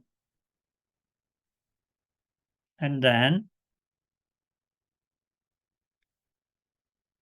open your eyes, and maybe it's possible reach out to change the visualization and to have the gallery, not the gallery vision that allows people to see how many we are, more or less. We are around 50 now. Okay, so you can see how many people there are in this room and this space, virtual space. So have a look of the people are here.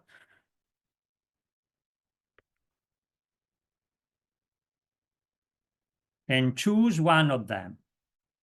Choose one person. Maybe you know him or her, or maybe not, it doesn't matter.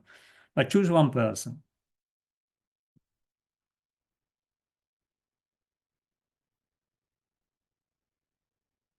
And then look at your right hand. And reach out the person that you have chosen with this hand virtually. No, we try to make a connection, even if you are, I don't know, 1,000 kilometers far from you, from the other person. Try to connect with this hand, right hand, towards the person that you have chosen, and keep the connection. And then on the left side, left hand, try to do the same. Choose another person and make another connection with another person we don't know where is placed this person. Maybe there are thousands of kilometers from one to another. And imagine closing your eyes to have created this kind of network around the world. Imagine shaking these hands and feel the connection with these two distant persons.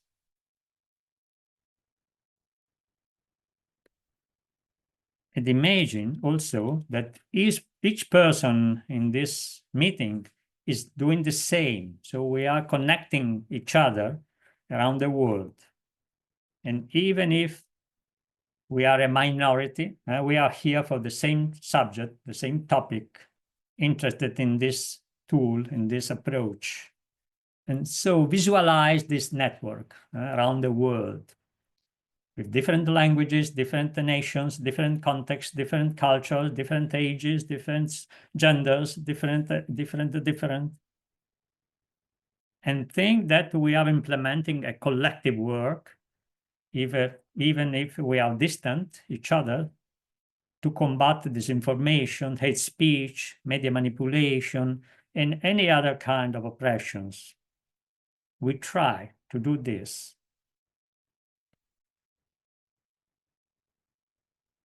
And now, open your eyes and draw this network that we have imagined on the paper with the color that you have chosen, the pencils, the pens.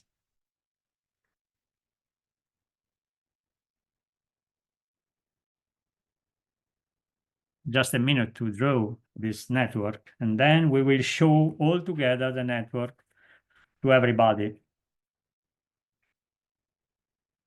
If not done, choose the gallery view. It's possible from the menu to choose the gallery view in order to see all the other people, almost.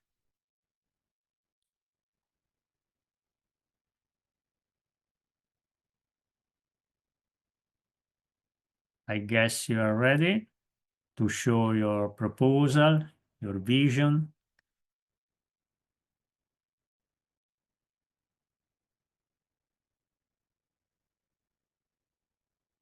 So on the count of 3, we all together suddenly we show to the screen in front of the camera, visible. So 1, 2, 3.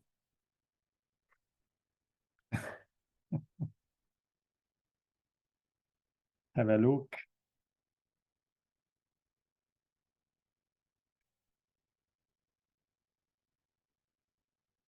How many papers? Okay, thank you very much. Enjoy your meal. We'll see at 2 o'clock on the screen.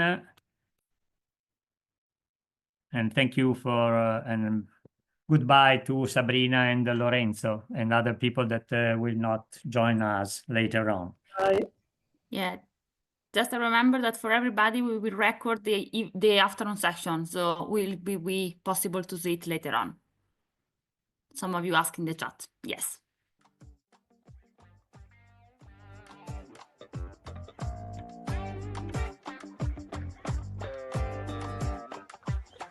Exigirle más a tus políticos que no hagan campaña trivializando el futuro de nuestros chicos. Quieren en nombre de la justicia juzgar a niños como adultos. No se me ocurre nada más injusto. No hay mundo que mejore así, que no te desinformen. No transformen cárceles en escuelas del crimen sin uniforme. Lo que se aprende de joven después no hay quien lo borre. Decime si no es mejor ofrecer alternativas que obligar a un espíritu en formación que se equivocó a toda una vida de criminalización. Y no solo la opinión de esta canción, la mayoría de candidatos dicen no a la baja. Organizaciones sociales dicen no a la baja. Iglesia y sindicatos dicen no a la baja. Solo falta que vos le digas no a la baja. Dale una oportunidad y verás que es de otra manera.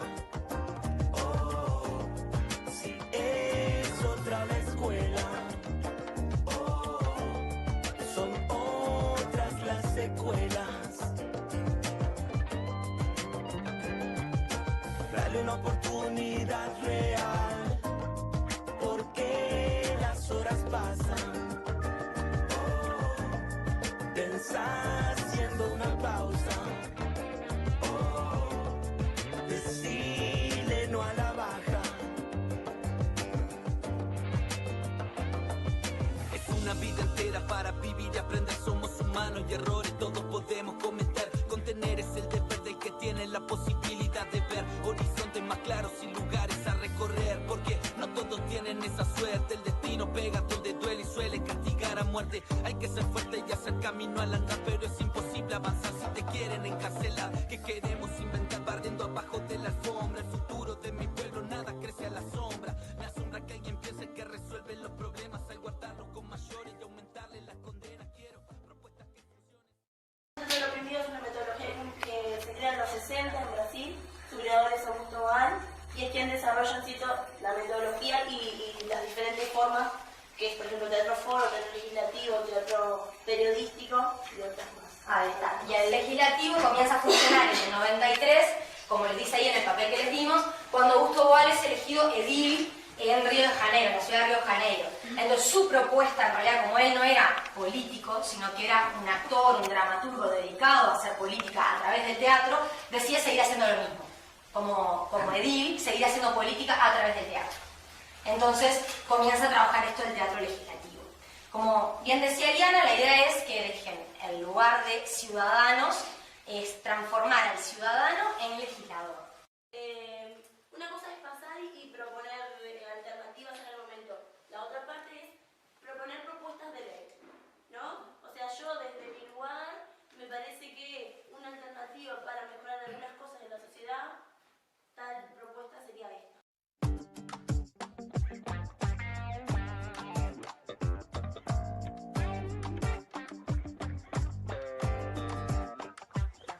Exigirle más a tus políticos que no hagan campaña trivializando el futuro de nuestros chicos. Quieren en nombre de la justicia juzgar. Si ustedes creen que estos conflictos que estamos viviendo en nuestra sociedad pueden ser modificados mediante alguna posible propuesta de ley, ¿tá? De algo que podamos modificar como sociedad toda.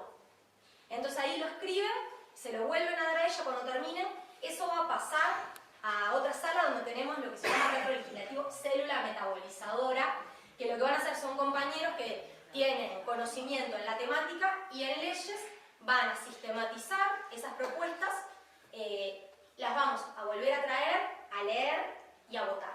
Futuro de mi pueblo, nada crece a la sombra. Me asombra que alguien piense que resuelve los problemas al guardarlos con mayores y aumentarle las condenas. Quiero propuestas que funcionen sin hipotecar sus vidas. Mi melodía es música antihipocresía, lo que escribo con la mano con el... O sea, creo que hay referentes barriales que están abandonados y a veces se plantean otras opciones, o sea, creaciones acá, y se le da la espalda a esto, que ya está. De verdad creemos en que es una forma de hacer política. De hecho, en Río de Janeiro, que es de donde surge esto, se aprobaron 13 proyectos de ley. Algunos de la ciudad, algunos municipales y algunos del Estado. Entonces, si se hizo en otro lugar, creemos que también se puede hacer acá. Pasamos entonces a las siguientes propuestas. La siguiente tiene que ver con ley de medios.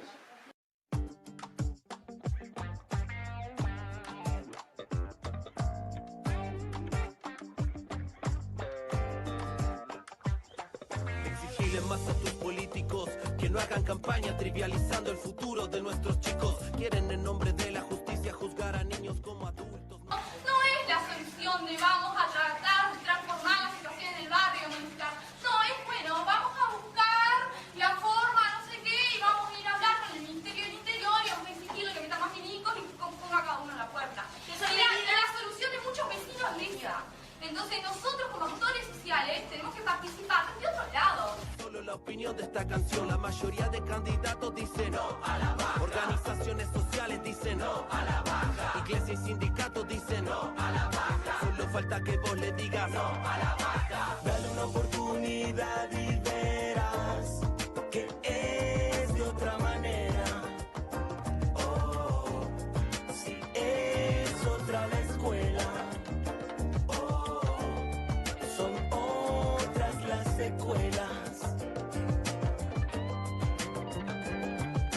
Dale una oportunidad real.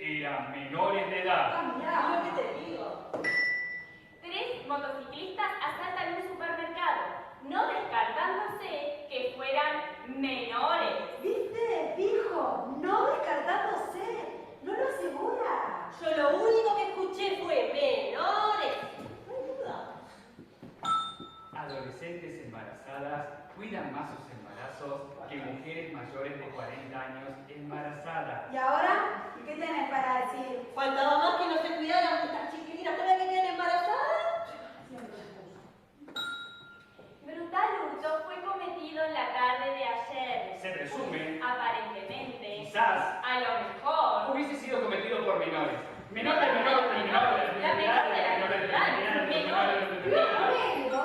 están marcados por el rating. Y el rating está marcado por una pauta de sensibilidad a la que se acostumbra la población. La información que más circula es la que más apela a la sensibilidad, a la emoción, y la violencia genera emociones muy fuertes. Por eso, de alguna manera, es la que más le llega al espectador. La concentración de poder mediático que ostentan los canales 4, 10 y 12 controlan la casi totalidad de la programación, con programas similares que atentan contra la diversidad y la democratización de la pantalla. En verdad, los gobiernos de turno le temen a ellos y entonces dicen: Está bien, yo no te toco. Vos sos industria nacional, yo te protejo y vos me das cobertura. Mi negocio no es el audiovisual, mi negocio es el poder.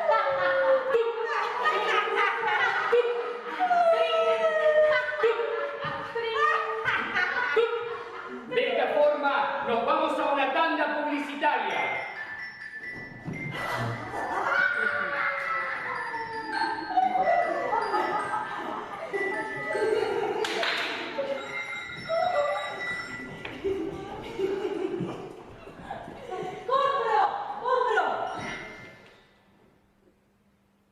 Destapa la felicidad.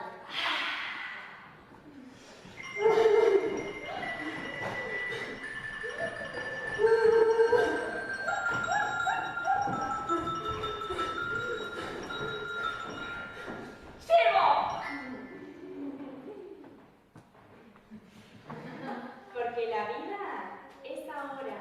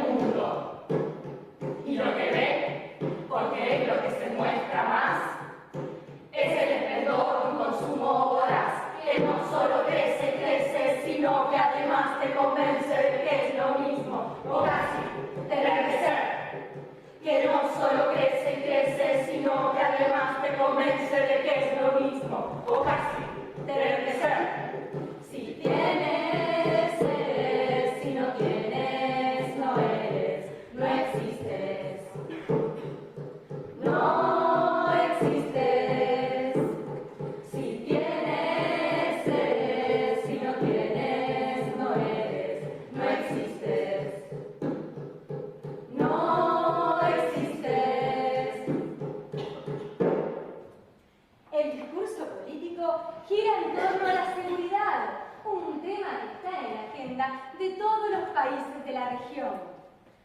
Bla, bla, bla, bla. Bla, bla, bla, bla, bla.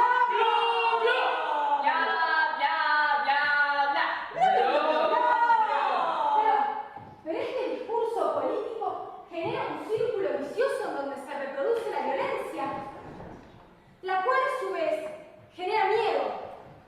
El miedo, un mayor control social, más reglas, más normas, más prisioneros y por consiguiente más violencia. El miedo genera un mayor control social. El triunfo es del miedo.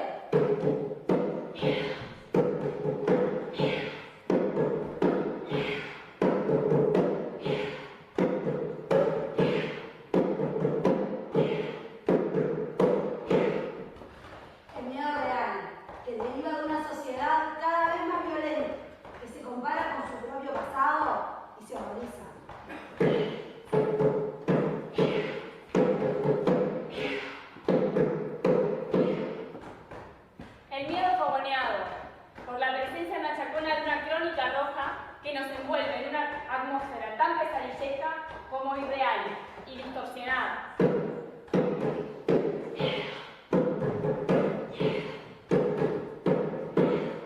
El miedo que un país envejecido tiene ante sus jóvenes, a quien demoniza con cierta hazaña.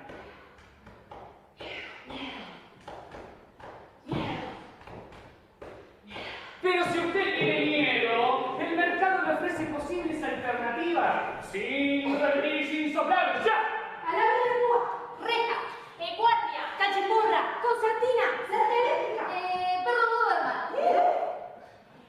cámara de seguridad, gas pimienta, acá necesitamos medidas.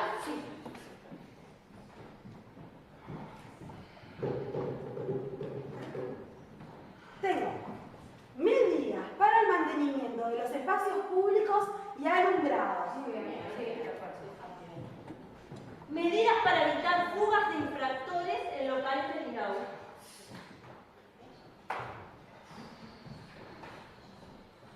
creación de un instituto especial para menores infractores.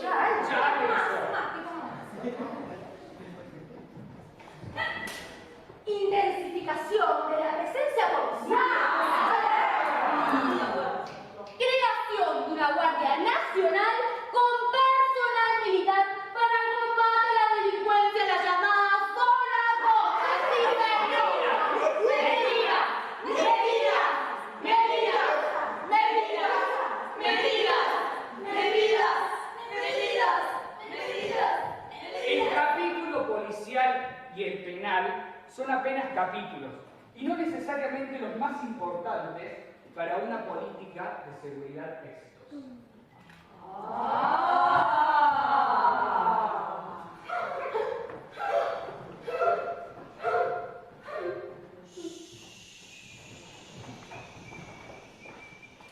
Proponen bajar la edad de imputabilidad de menores infractores. Él dijo que presentará un proyecto de ley para bajar de 18 a 16 años la edad para el procesamiento de menores infractores. Pero en junio del 2008, él dijo que aumentar la pena a los delincuentes no soluciona nada. Pero ahora estamos en el 2014 y se propone bajar la edad de imputabilidad de menores infractores. Pórtate bien, trompita, si no te voy a hacer chachas en la colita. La iniciativa surge a partir de la cantidad de episodios violentos protagonizados por jóvenes en los últimos tiempos, que hace, según el Ministerio del Interior, que la policía se vea absolutamente desbordada. Los menores delinquen porque gozan de impunidad, ya que en el peor de los casos solo permanecen internados un tiempo en el INAU.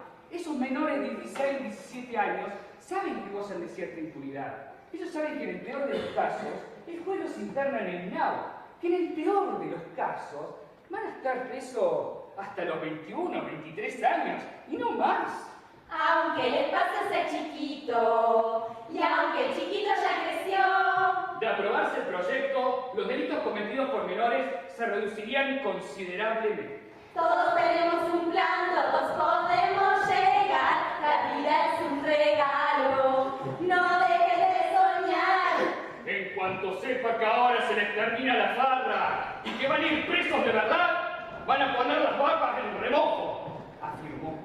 Vino la mañana, me dio un cocorón, que viva la pipa de vino blanco. Consultado sobre si la medida no contribuiría a agravar el problema de superpoblación carcelaria, el diputado contestó: si porque tenemos problemas de superpoblación carcelaria vamos a dejar a los asesinos sueltos, entonces una sociedad canta para atrás. Si hay que construir más cárceles, ¡Escuela! ¡Cárceles! ¡Escuela! ¡Cárceles! ¡Escuela! ¡Cárceles! ¡Escuela! ¡Cárceles! ¡Cárceles! ¡Cárceles! ¡Cárceles! ¡Escuela!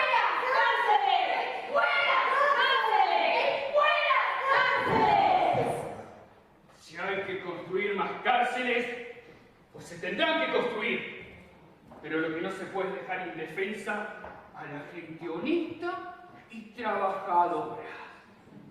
Me gusta la gente que cuando saluda te aprieta la mano con fuerza y sin dudas. Por ti, todo lo que hago lo hago por ti. Es que tú me sacas lo mejor de mí.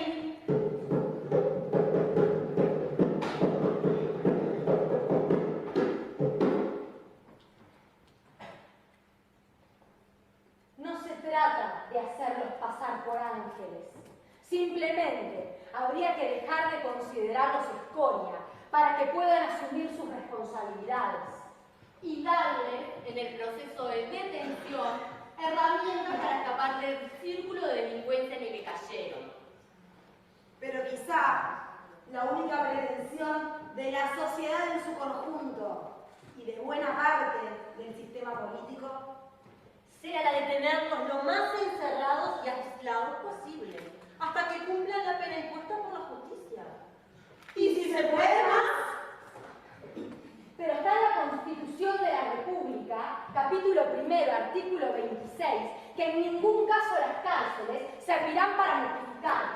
Y sí solo para asegurar a los procesados y penados, persiguiendo su reeducación, la actitud para el trabajo y la profilaxis del delito. Habría que castigarlos hasta que se convenzan de que están solos entre sus pares y de que el resto los desprecia. Así es, convencerlos de que no tienen futuro ni derechos.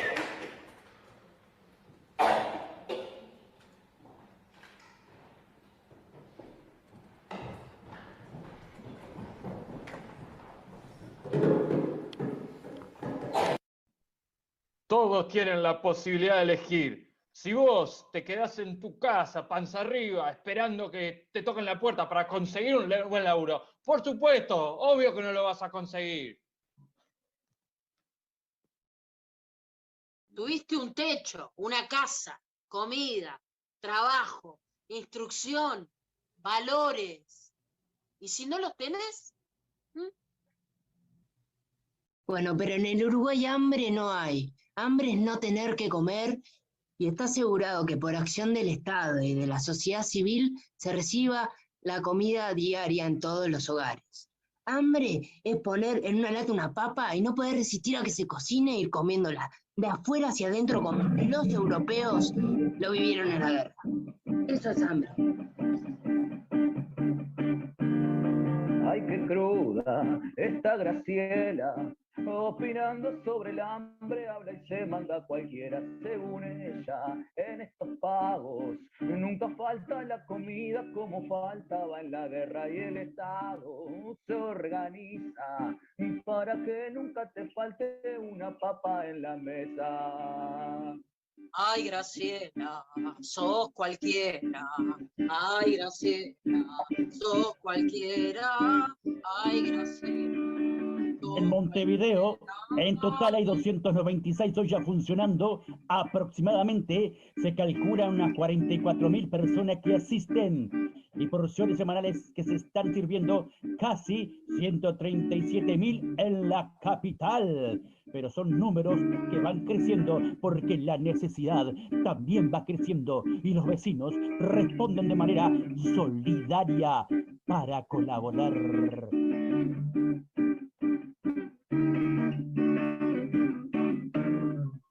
Me consta que tienen vínculos con la izquierda.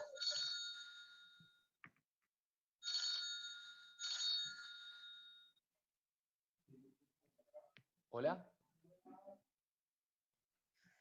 Estado, para vos la llamada.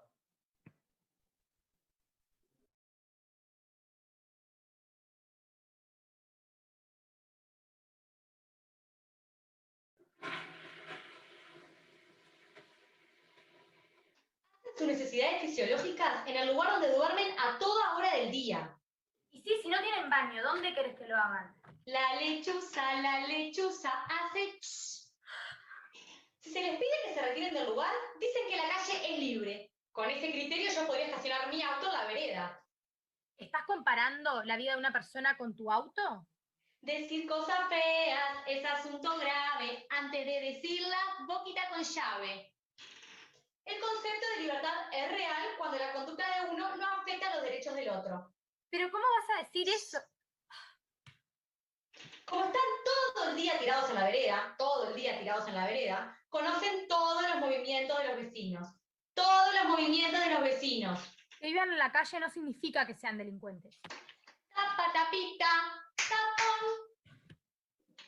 Las cámaras de videovigilancia permiten determinar en qué lugares están y así se podría solucionar este problema para los ciudadanos de bien. Ciudadanos de bien. Ciudadanos de bien. Rosca, rosca, desenrosca, tira, tira.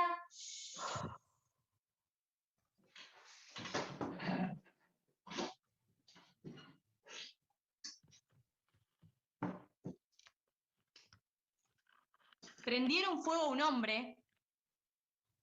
Prendieron fuego a un hombre. Prendieron fuego a un hombre que dormía en la calle en Ciudad Vieja. Efectivos policiales descubrieron a un hombre que estaba prendido fuego. Estaba prendido fuego. Estaba prendido fuego y todas sus pertenencias habían sido quemadas. Las cámaras de videovigilancia mostraron a un hombre en bicicleta que se acercó con una botella en la mano a donde dormía la víctima. Donde dormía la víctima. Donde dormía la víctima. Y a los minutos comenzó a incendiarse. Comenzó a incendiarse.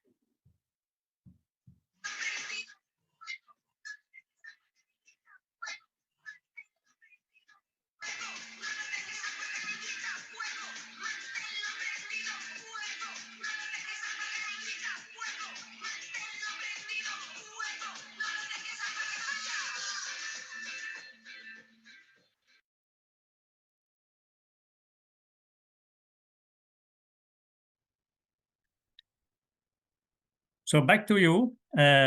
Just to start, okay, thank you. Just to start, I invite you to stand up again if you want, if you like, if you are not engaged in other issues like eating.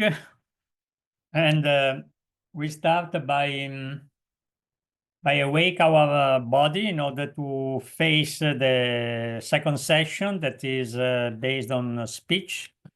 So only words, and it is online as well.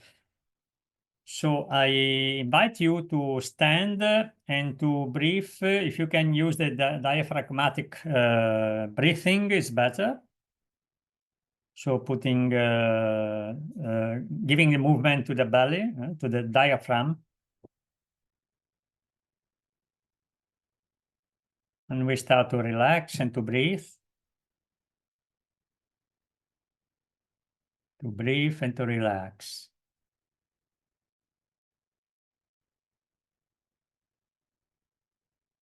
Then we take our right hand and we shake it slowly at the beginning in different directions, different ways. And as far as we feel that it's okay, it's relaxing, we can go faster.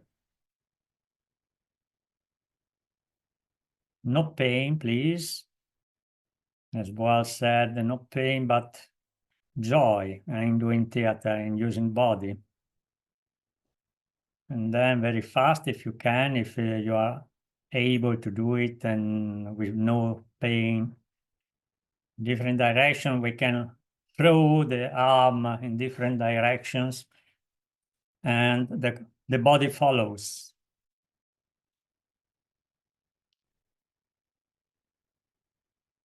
Okay, thank you. And then we leave the right hand and we take the left one and we move it in different ways, the fingers as well, as Judith shows. Okay, rotation, inclination, and so. And slowly, slowly, as far as we feel relaxed, we can move faster, still in different directions, until we can launch the arm in different directions and follow with the body. And we can have both now. And they go in different corners, in different directions.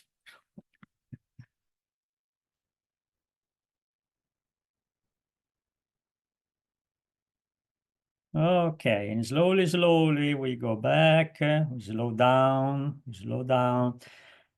and we try to move our head. So we can do a very slow movement in order not to provoke any pain. Just on the right, on the left, and we try with the ear to touch the shoulder.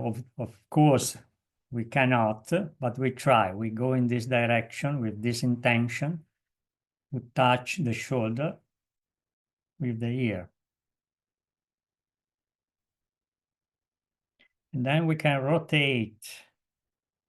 We can turn on the right and then on the left, on the right and on the left. And we feel the neck. This is relaxing. And then we can make a circle this way with our head. Just a circle, slowly, slowly. If we feel pain, we stop because we don't want to hurt our body. We try to keep the body stable and to use the head as movement. Slowly, slowly. And to make a circle as large as possible. On one direction and on the opposite. And feel the neck, feel the head and the body moving, the sensations. Okay. And then the two shoulders, we can move them. We can make circles with the shoulders in one direction and the opposite one.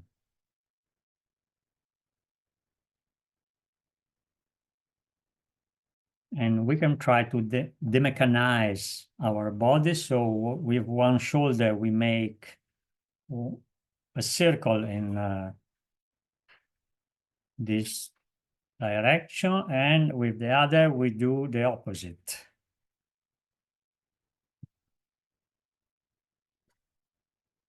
So one is like clockwise, and the other one is unclockwise, unwise. Okay, and then we shake our entire body in order to sit down and be ready to the next session. I hope you enjoyed or you wake up. Now I give the speech to Chiara. If you can introduce the next expert, Martin.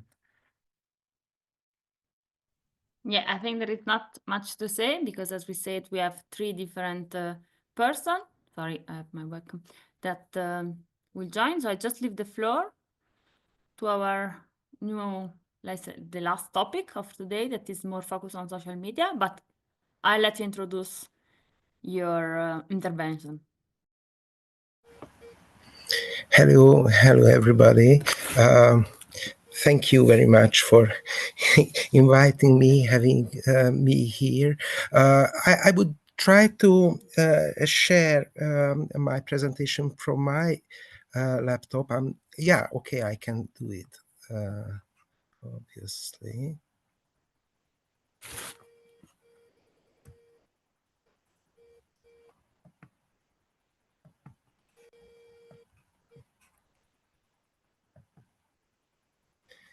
Can you see that? Yes. Okay, that's great. Okay, so just one step back.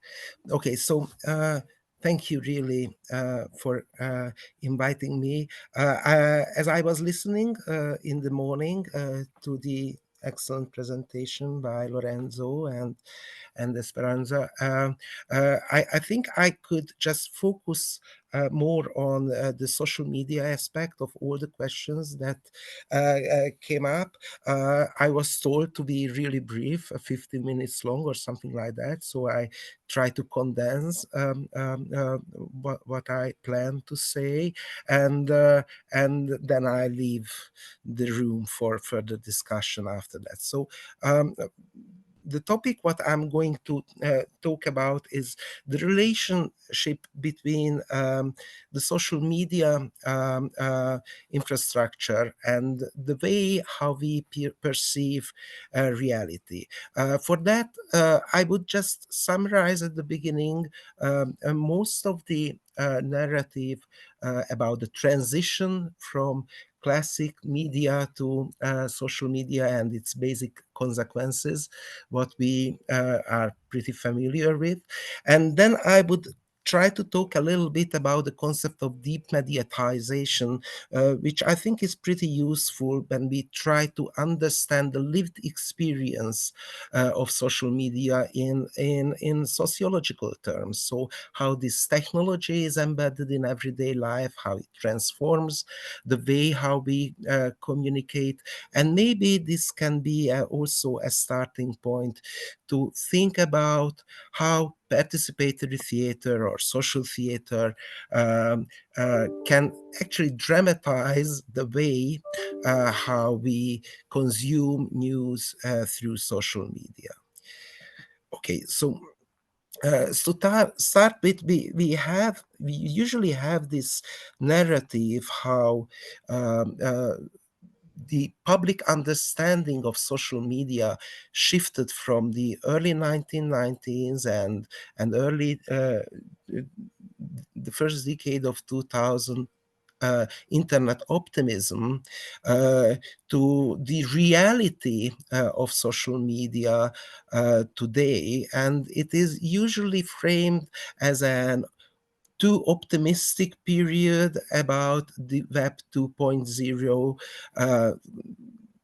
often called techno-optimist attitude, to the sometimes exaggerated moral panic around social media we have today. So, but the components what we are facing with have been already present 20 years ago, but we thought that all these aspects would turn out to be something good for the citizens, for the active involvement of citizens into public deliberation. And then it turned out that the reality is not so nice. So what are the components of this? First, it was a promise that citizens will be able to broadcast themselves. So access to public appearance and formulating voices, articulating interests will be much more democratic. YouTube today still calls new users to broadcast themselves. We also thought that more information will become available, different types of information will become available, and news will be much more variegated. And not all variegated does not only means that the lenses, the aspects, the particular perspectives from where we comment reality will be different, but also the modality, so the genres, the ways how we express ourselves will become multimodal. So we cannot only write about reality, but we can also express ourselves visually, which is obviously promising in the light of educational differences. And marginalized social group would be able to express themselves more easily in the big realm of online public sphere. And this will finally correct media representations put forward in mainstream media that will serve as a compensation for unheard voices in various social strata. Also, this will be a vivid public sphere where more connections will enhance the building of new communities and existing communities, offline communities, through a virtual connection become stronger communities in real life as well. So in the light of these expectations, it is said to be tragic that the reality of social media today spreads false information, fake news is that what we disseminate is what we generate, what we consume and disseminate. We have talked about all the comments mentions the various forms of media bubbles emerging, not only echo chambers which mirror our own voice, but it is also mentioned as closed circles of resonance. So when we say something about public issues, our resonant community comments on it, and we tend to think that we have said something new, something important, but actually only those were reached by our message who actually understand and accept our message, but we still think that we feel as if conversation with other people, other-minded people have happened. So the final consequence, what we think experiences the most troublesome is the political polarization, although this is not only generated by social media, but it is made deeper by that, and active mass violence can be generated because of the online hate that is generated by political polarization. And finally, what Lorenzo elaborated more in depth about is the disruption of old media for many reasons, but most importantly perhaps is because the advertising revenues are taken over by platform economy, and that seizes the financial base for classic curated editorial content.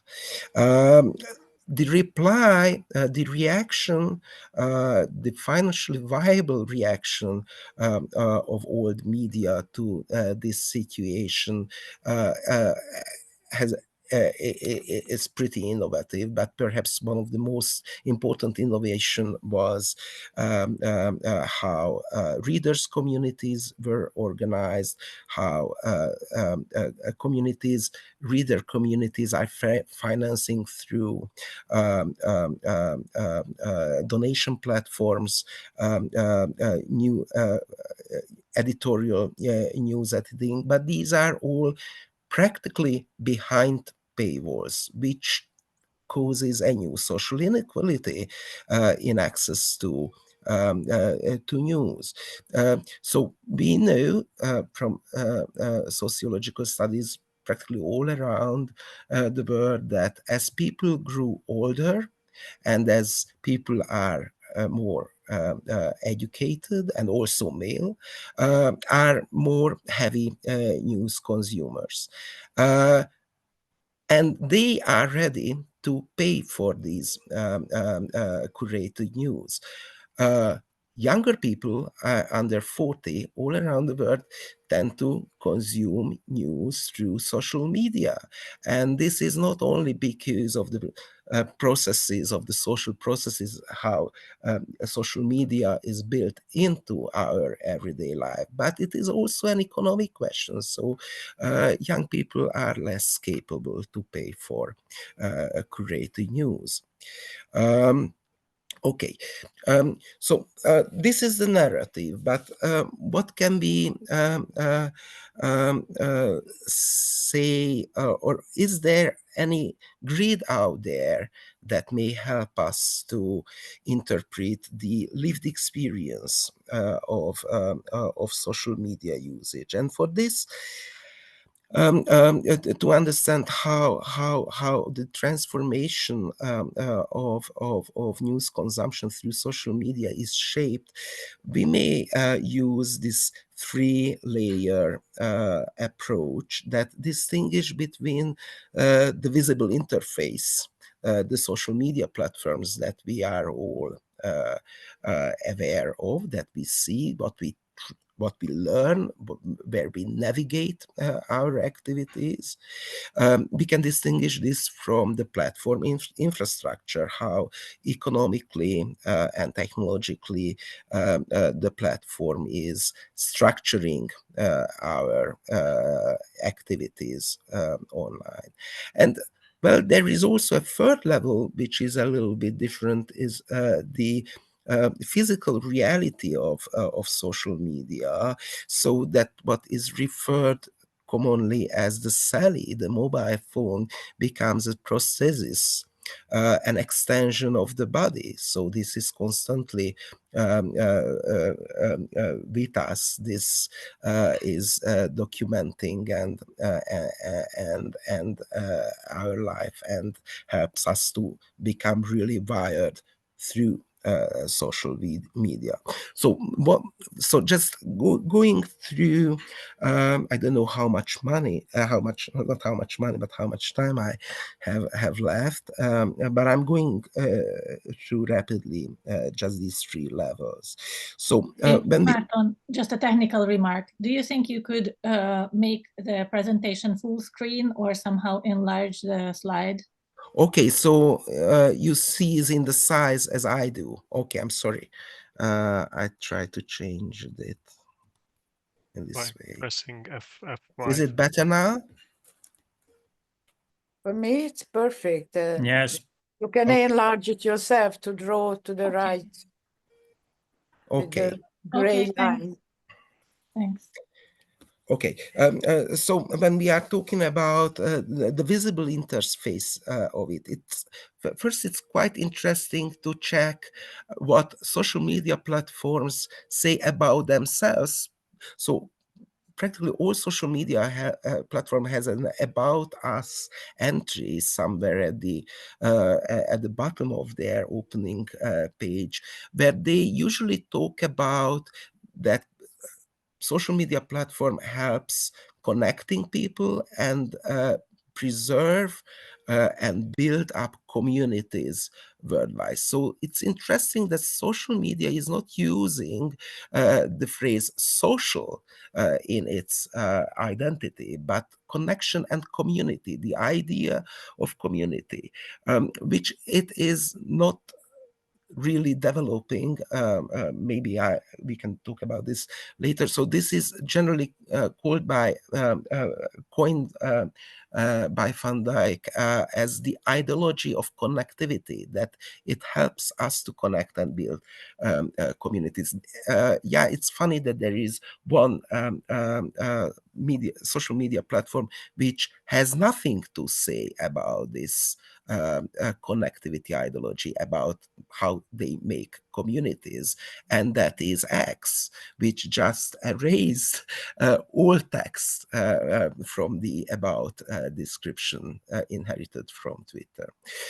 So these social media platforms develop affordances, so particular ways how technology designed in a way that users should behave. So we cannot do anything through social media, but only what affordances allow us to do. We can express our agreement or disagreement through the specific emoticons that Facebook posts offers. We comment in Twitter in the given number of characters that are provided. So it shapes what can be said and expected.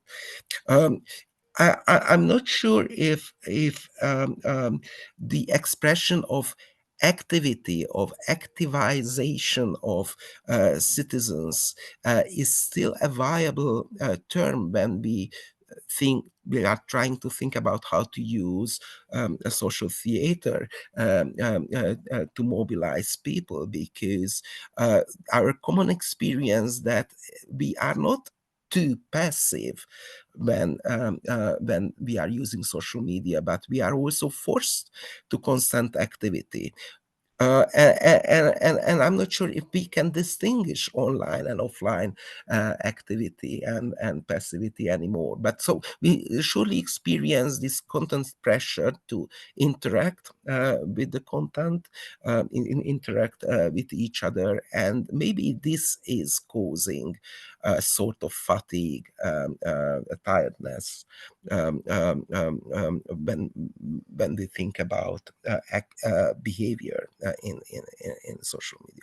So what we also experience is the rise of influencers, these specific content creator that is not part of the traditional cultural elite.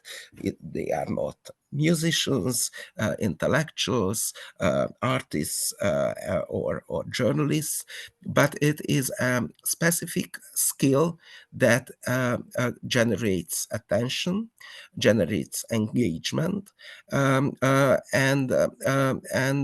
it's quite interesting that we tend to replace this competency with other types of skills that are valued by the educational system or high culture generally.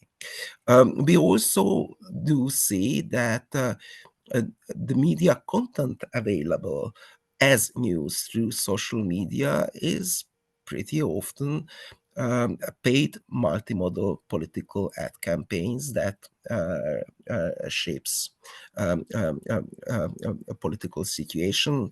In Hungary, this is obvious that the government tries to take over social media communication through setting up influencer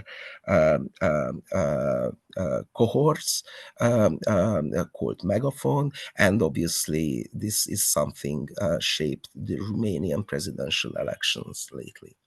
So what this behind this visible interface, what is the infrastructure of the social media platform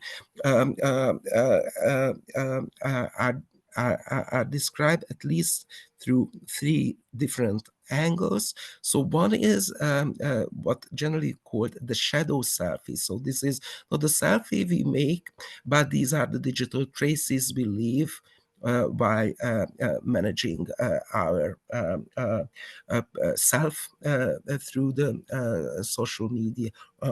And these data, especially during the early 1920s, have become a huge sellable asset for media platform, and now it is not so typical. Media platforms tend to keep their own data, and AI processed data analysis are primarily used to fine-tune their own algorithms that enhance us to engage and stay longer on a media platform, become more intensive in our interaction. A third component of this infrastructure, and I think this is quite important for media consumption, is the specific enhancement of influencer that is described as neo-patronage. So this is the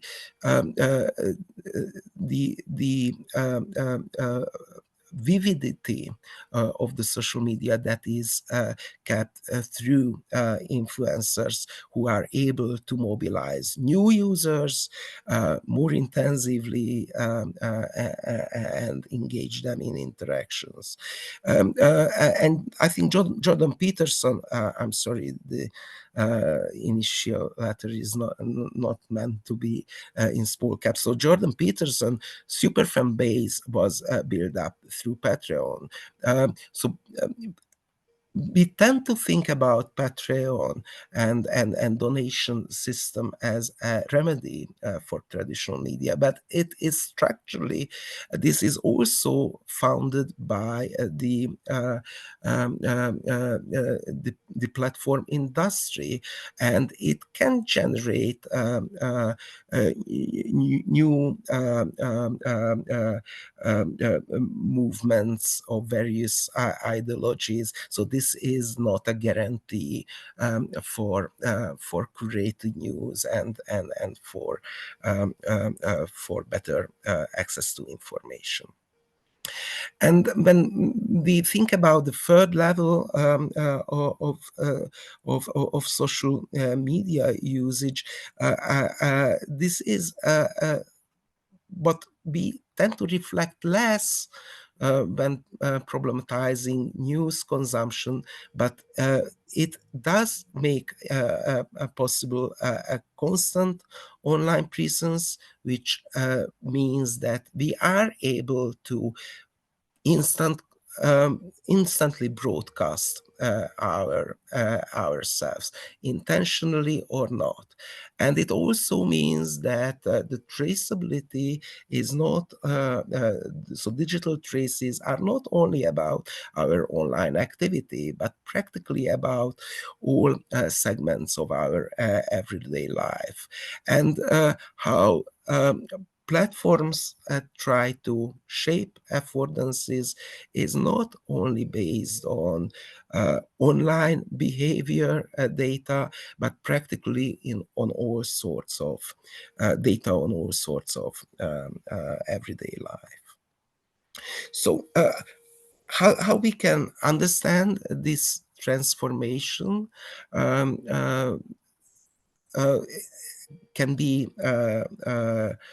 described as the process of deep mediatization, coined by Wilfried Schutz in some of his articles, which tries to focus on how everyday communication has changed because of social media, and how everyday communication changed does affect media news consumption, and also how we produce news. So maybe just I try to be really brief. He offers six concepts that we can use as reflective dimensions to better understand how we are deeply mediatized through social media. So the first one is the extension of communication, which expands in space and time, so we can practically talk to anyone, anywhere around the world. It is not limited in physical spaces, but it also substitutes real communication. And I would also add that in many cases, we cannot really distinguish whether we are online or offline. So, so blended learning sessions and discussions, family discussions, when one of the participants is online, is just the everyday experience, how deep mediatization transform our way of communicating. But it is not purely happening online. Amalgamation refers on the very fact that when we use social media, it also enhances new connections around the tool.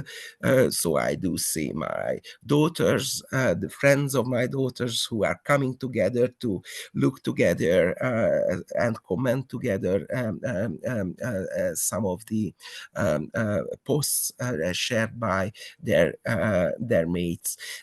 And this has been described by Dan Miller in the 2011 book entitled Facebook Tales, how in the Caribbean area, developing selfies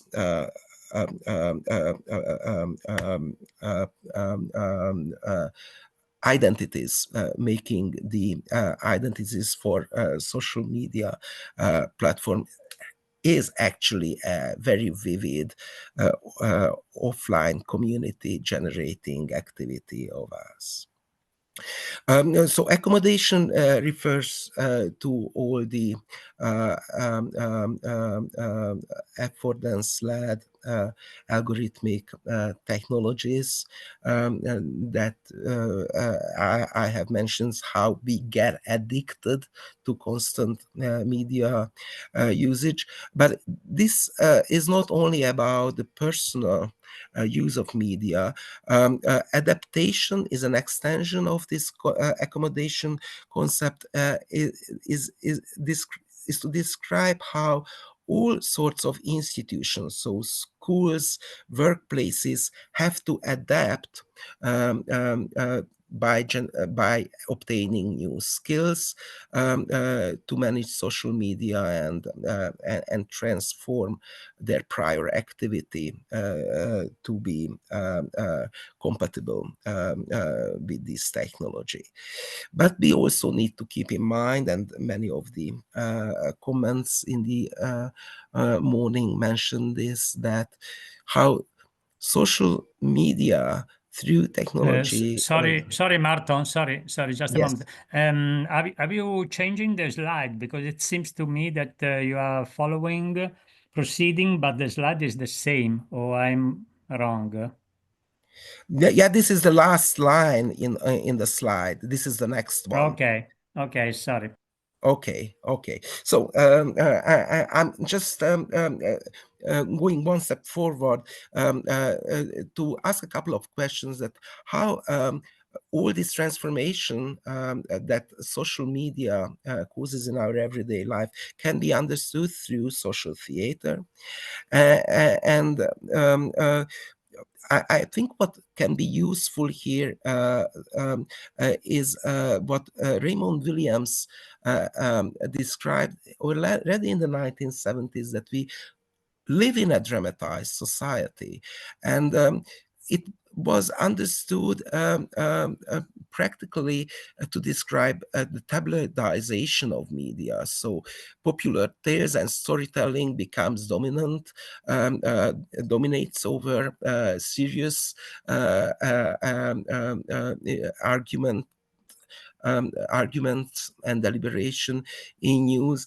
But Williams says something more, I think, that when he talks about the role of drama and media in the dramatized society, he emphasizes that before cable news that made dramatic content widespread in television set, we have already dramatized our everyday life, which means that we do know, we are aware of all public appearances, actions, that these are performances. So these are probed and these are fine-tuned. So this is not something that we are not accustomed to. His example is the royal family in England, which no one thinks that is just natural as put forward in television screens, but they obviously prepared in many ways and for that occasion. And this is especially true in social media. So when we make a selfie, we are pretty aware of the filters and the techniques that are generated by affordances and bias. So this is always manipulated. This is not something that we need to become conscious about. So maybe we can regard social media as inherently dramatic. So we know that all the news are and contents are produced and consumed, and what we regard as news is only a momentary state of something, of a content, of something that is already probed, it is cropped, it is framed. So we do not only presume content, so we produce and use content, but when we think about news, we do know that it's been created and it is our decision how we disseminate and how we postpone it. So in this terms, it is quite differentiate from news from no news. The problem is rather the disorientation that we have an abundance, not of information and not of news, but of this real fake, modifiable, real or fake content that we need to handle. And maybe this is one problem that we need to face, and we have no general tools how to manage that. And finally, so I would just come to a couple of questions or ideas what social theater can do about social media, how social theater can dramatize this transformation called deep mediatization. And maybe for this, and I think Esperanza has already talked about this, the traditional repertoire of newspaper theater is just not enough to reflect on the situation we are in, but social theater can mobilize the full repertoire of theater of the oppressed, or we can use sociodrama techniques and many other tools to better understand the situation we are in, so we can dramatize how we live through social media, this constant content generation and consumption practices are shaping everyday life, are transforming our everyday customs, especially how we produce news, so how we can become more responsible about generating content and disseminating content. We can also reflect on how we understand collectively news, and how we actually distinguish or do not distinguish between news and content. What is the consequence of making these distinctions or not in our everyday life? And of course, when we figure out what to focus on, we can dramatize the future, so how we can act collectively through social media, which will evidently, or I think unavoidably, will happen through social media. So thank you very much for your attention. So I think I just close it now and open up for questions and remarks. Thanks a lot. I think that was very interesting and gave us a very interesting even connection probably with the first intervention of this morning. So I would just ask anybody who wants to raise the hand and then just open the microphone. If there are no questions here, actually we are a bit behind time, so it can be another option to go into the breakout rooms. And Marton will be in one of the breakout rooms. So if you have questions or comments about what Marton was saying, please choose the room where Marton is, and there will be more space for discussion there. What do you think, Chiara? Yeah, so maybe we can spend a few words to explain you how we will do it now, unless somebody have something very urgent to say that we are very happy to to know in case. And so, as we said, we have like sometimes now to split into two groups. At the beginning, we said 3, but we noticed that Saturn was very difficult for some people to attend. So now we have the perfect number to be actually split it into 2 different groups. And so we invite you to choose if you prefer to join the first group that is like, let's say that internally each group can decide what are the topics that feel more like urgent to discuss, but we propose you to divide with the main topic. Let's say that we propose is one about one about theater, so the first and the second intervention, and one about the third, correct? So I don't know if you can now help me to divide the two. What was the other one? Sorry, I didn't hear. So we split into two groups. And one, because this morning we had the chance to speak about journalism, social media, and newspaper theater. So we suggest to focus on two, divided the first one on social media, and the second one about newspaper theater. Okay, so we can focus on these two, and you can decide which one you would like to enter.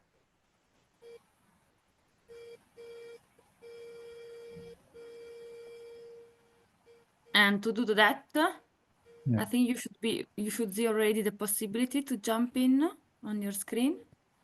Yes, and to choose. Okay. And if you are in doubt, please choose the group where there are less people in order to have a space for everyone to speak and to share their own thoughts. Okay, now we're back, all of us.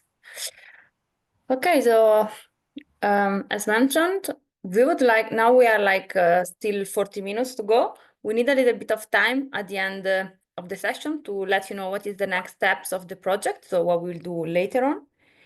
And but first of all, we would like the first and the second group to just summarize very briefly what you spoke about, if somebody of you want to speak. I don't know if you, in your group, Olga, had the chance to choose who do that, and so you can start maybe.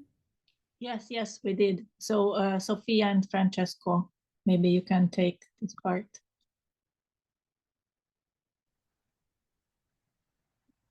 Francesco, do you want to start? I'm still trying to structure. I didn't take notes, Sofia, but I will do my best. Please help me out with that. Actually, we made the general round. We shared who we are and our general thoughts. And we come from different experiences, and we were sharing our concerns and already some considerations. We actually ended a little abruptly with a consideration about how to a possibility or a provocatory possibility to rather than fight this big tech or the social media, is to investigate or to explore our experiences in the relationship with this extended body or disembodied persona that we had. Various considerations came. Sofia, help me out with that, because yeah, well, there was also the important point that we co-create the social media, because it's constantly changing, and it's a mutual structuration. So yeah, there is the question of how we can personalize the technology in order so it serves us. And then in the introduction round, there has been many questions about it. So like how it can be used to teach critical thinking. Yeah. I think I would need some more time to structure, because there was so much more coming up. Yes. Don't worry, Sofia, it's complicated. The situations are really complex, so don't worry if we are trying randomly to get something that can be useful, but we are not able to systematize all this complexity. So please tell us something that touched you, maybe, that was a surprise for you or something interesting without the need to be exhaustive.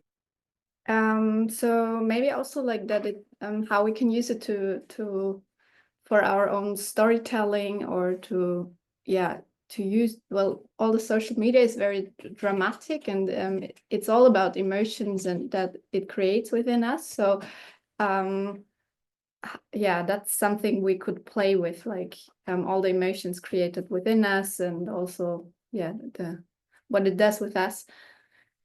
Yeah, so as Something that emerged as well, and I try to resume in one word, is like going back to practical and physical work, the work in schools, in communities. Some of the members of the subgroup shared their own experience, also contrasting experience in using social media in order to engage communities in our work, so positively or sometimes a little less. So there was this open series of constellation of open questions that emerged and still are there. yeah, another point was like how is language used, for example, in social media, and how we can put it into the theater context. Yeah, and I think what you were talking about was also like how the physical body, like the more you do with your body, the less you're entrenched to believe anything that's happening in the social media world, in the online world.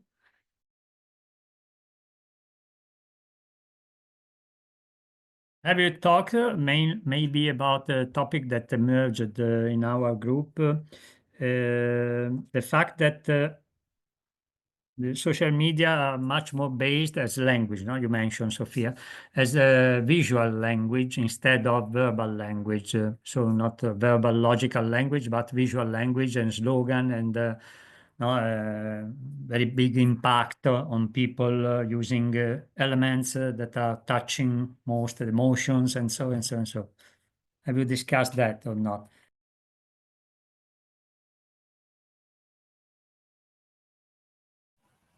No, we haven't discussed this aspect. Just may I drop in just for one sentence? I'm not absolutely sure about whether this is the case. Most social media are both visual and textual. Even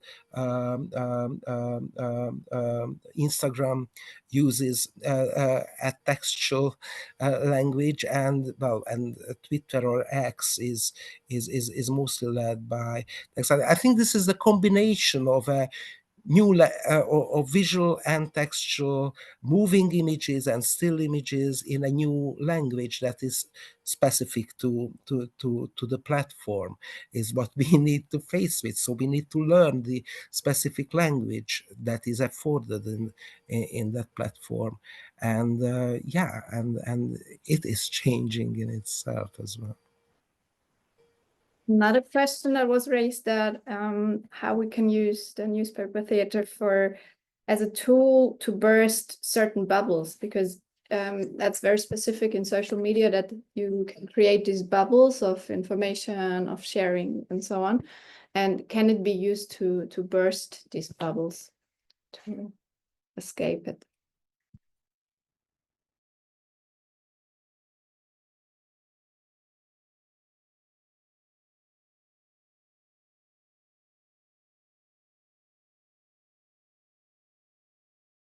Thank you. I think that was a very concise summary, if possible, of the really very versatile things that we brought up.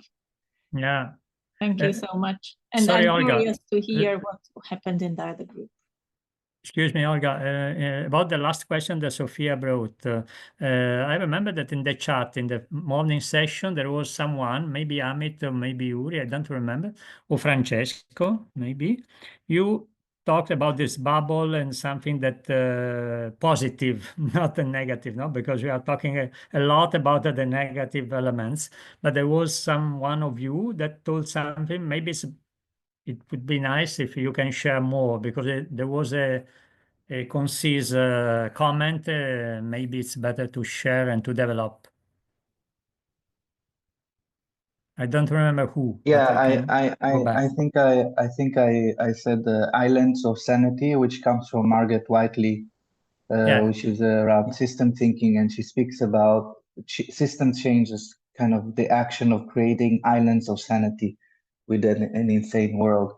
So with that perspective, I feel there are, I know of some, and some people raised Combatants for Peace as an example, you know. So if we expand newspaper theater to direct action, we can consider all sorts of nonviolent movement as a response, you know, and as other way of creating news, you know. And Combatants for Peace also generates big events like the memorial service that has thousands of people or tens of thousands interacting. So if we consider that, that could be an island of sanity as opposed to the madness of polarization. I think there could be smaller islands of sanity, which, you know, maybe Sabrina spoke about, the action groups or the local groups that are, yeah. And yeah, just to echo this idea of giving value to our own experience and the embodiment, you know, of life as an island of sanity, I would say. Yeah, and I think there are some formats that people, I know a friend, they did like a, how did they call it? It was, they were taking two people from different polarized position and doing like a conversation of two people from different polarized position. I forgot the name that they gave it, but I thought it was a really interesting format of kind of deep dive of these two opinions. And yeah.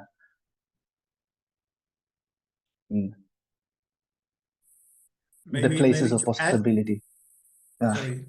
Maybe to add to that, in the past, before we really thought about how to use newspaper theater in a different way, in the Netherlands, when we made plays where let's say news was influencing people to do to oppress each other, we integrated the news flashes in the play, and the reaction to that would actually be an invitation to the audience to intervene in, maybe you should react differently to this news instead of letting yourself be incited to commit violence against the other party. Try and engage in dialogue. And how do you ignore or even dismiss the news and start, as someone said, acting with your bodies instead of just copying what other people have told you should repeat. So that is a way to integrate the news as, let's say, a character in a play. So let's say the newsreader or the news in social media is just trying to influence you and is actually an oppressor, and you can interact with this character even if it's just a screen where some words or some images are displayed. So that is an option, in my view.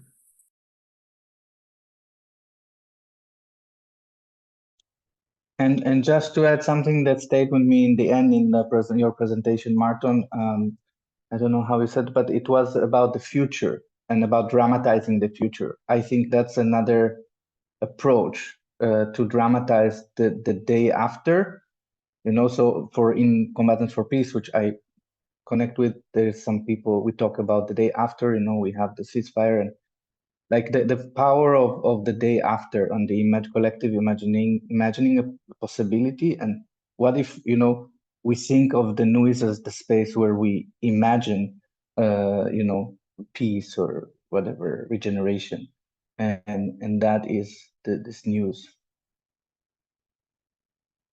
Yeah, and how we can probe the way to the desired situation in the future. Or maybe we can now jump to the other group if some of the people want just to say a few words, because we know that topic were many. So I think that was, I can start to say something. I think it was interesting because we spoke about concrete experience. I think that it is something important. And as we do have people participating today that I've already experienced this kind of topic in reality, let's say. So they found interesting a connection and experiment. Yeah, so if somebody wanted to tell it a little bit about who's explain it to us. Okay, No? I will Okay. jump in. I will jump in, but without camera, sorry. All right, no problem. So, okay, several examples how we use it in Ukraine. So we use actually to unite people to reflect on the news, because the news, this is in Ukraine, because part of the Ukrainians are in the Ukraine, part of the Ukrainians are abroad during the to the war, and that they cannot return to their homes. Basically, the news, this is a unification, let's say, mode, but we try to reflect, let's say, how we perceive that news, and the newspaper theater can help that a lot. Another example, I said that there are two techniques that, to my experience, could be used to address polarization. It's a simple reading and a historical reading, when you actually either change places, the filters, or you just take out all the filters just for you to interact with a, let's say, pure idea, pure message, and try to analyze and reflect on it without, let's say, less emotions and less context you present. And third one, just to use newspaper theater as analysis of social context when you do forum play theater. Just so then you combine, let's say, two techniques just to empower the message that you would like to bring.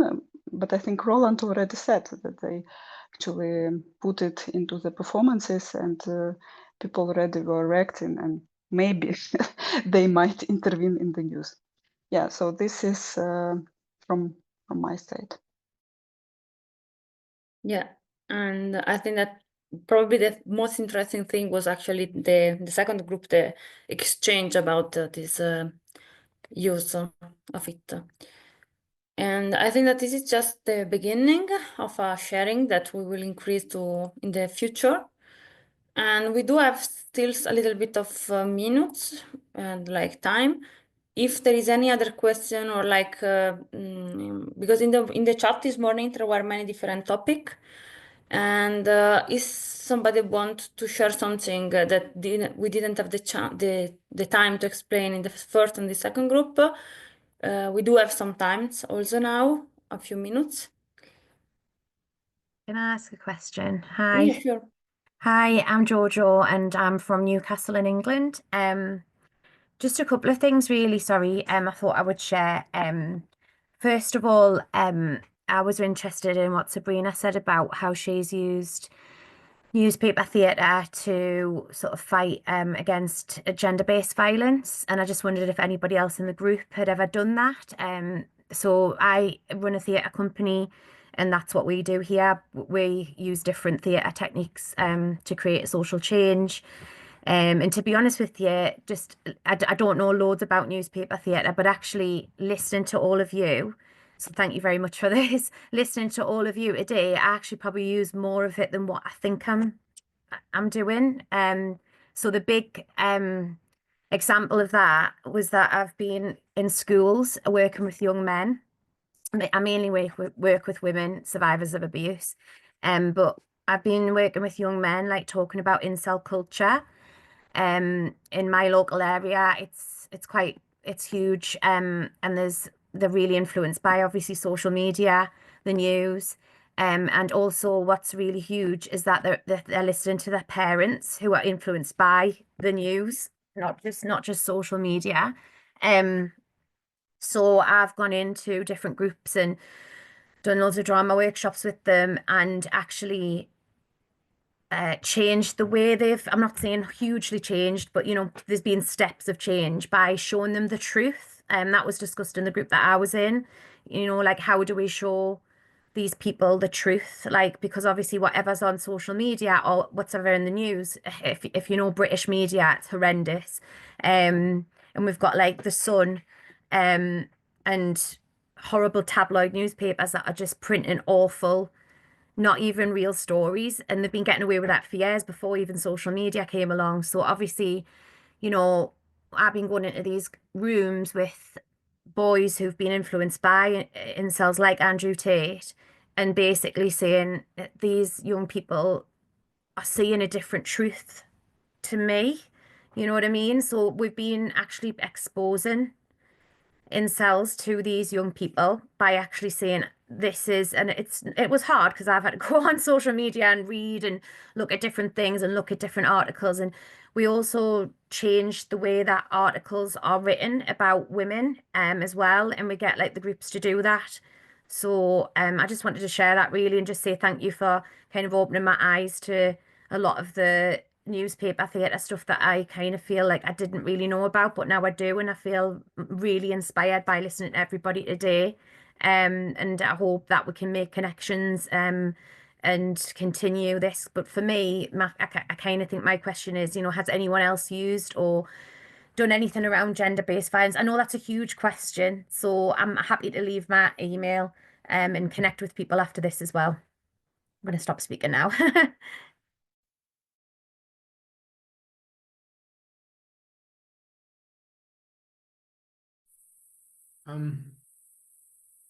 Just briefly, I have engaged in, it was part of a workshop training I did in Spain, where there were several groups of representatives, several groups of people who were doing a forum theater or any other theater-based activities on gender-based violence.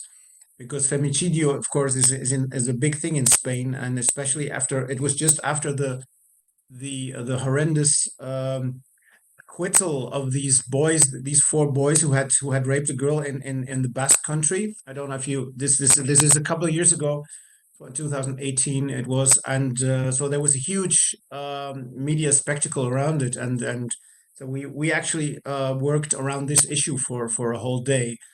I could try to connect you with those people if you're interested in trying to find out how they continue to work in the Basque Country.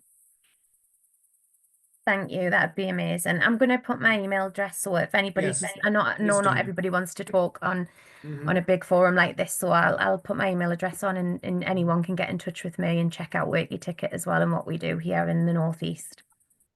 Yeah, I see that there is somebody else that is going, but would like to know more about this. I think that you raise an interesting topic, and give me also the floor to say that when you did the application form, you have been asked if you are okay in sharing or not your email address. So if you said yes, all of you will receive the list, but of course we invite you to write now using the chat private content if you want to make sure to have somebody else contact.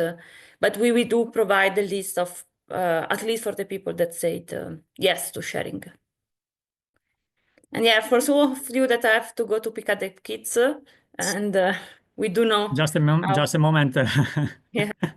Just a moment, Chiara, because I have heard twice mentioning the truth, and that stimulated me a lot, because what is the truth? This is a good question. When I chose to do theater of the oppressed instead of other kinds of political theater, that was because I like the approach that theater of the oppressed has faced to the truth.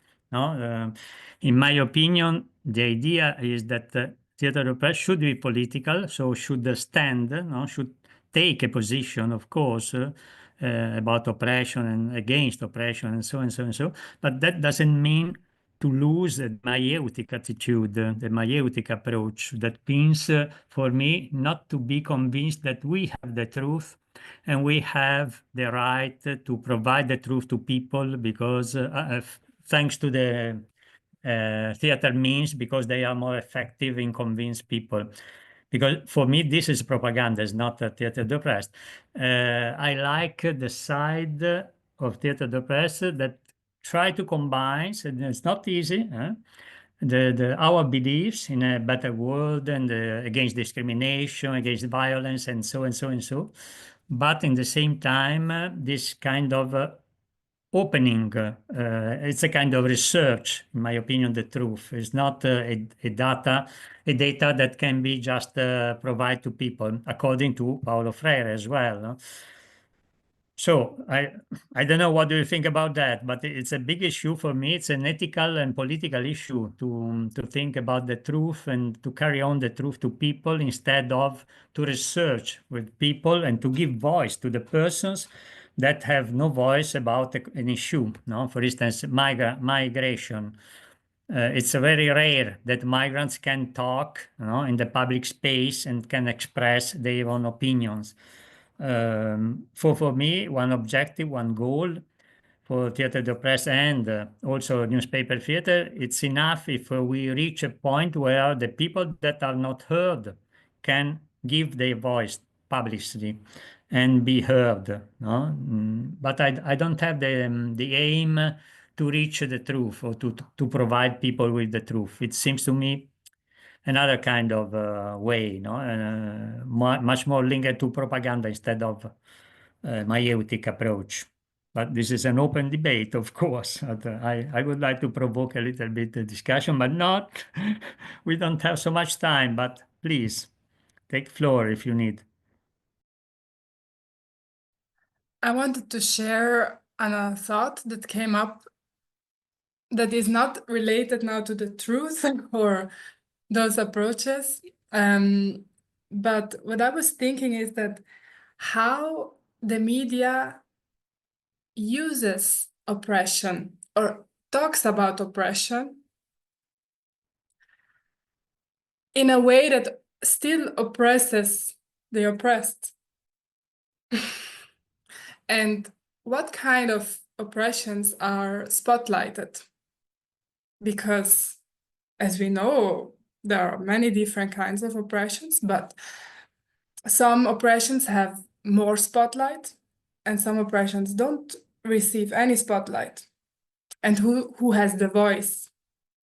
This connects a little bit to what you said, Roberto. Who gets to say and how is it said? For me, this is a very important thing that I want to investigate. Yes.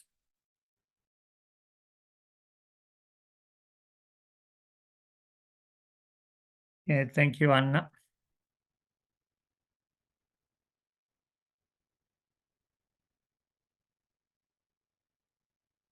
Sorry, I'm just going to respond to kind of all of them, and I hope this makes sense. So I think it's about probably what we're all going to say, that everybody's got their own truth as well. Do you know what I mean? So I feel like that's what the issue is. So just say a journalist, for example, in the newspaper is trying to talk about a woman who's been raped in my local area, and they would say woman, I don't know, 31, and it's the spotlight's always on the woman and all those, and then you question that headline.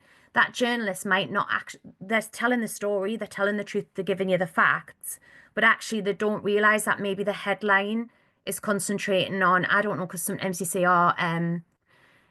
if you think of I was thinking about Brock Turner and the way that the media manipulated how he was this brilliant athlete and it was ruining his career, and all the headlines were about that. And that's, do you know what I mean? And how that was twisted in that way. So we're not saying it wasn't, so truths can be different opinions and connected to that. And then obviously, Hannah, what you're saying is we're turning that on its head. I hope that makes sense what I'm saying. I guess it's just like a journalist saying a story, telling a story could be doing that. And I think like what's really important and what's come out of what we've all talked about today, that one technique probably isn't enough. We need to be using lots of different things, lots of different theatre techniques to, I don't know, create a platform for voices. I think that's what I'm trying to say. And then when those voices and those stories are being heard, maybe they won't feel as oppressed, because sometimes it's not just about going, oh, I feel that person's being oppressed, but actually it's just creating a platform for them to have their say as well. So there's only so much as practitioners we can go in and do that work. And that's why I think it might have been Sabrina as well who said that a lot of the time she doesn't work with professional actors, she works with the community, and she works in the community, and that's what I do as well most of the time.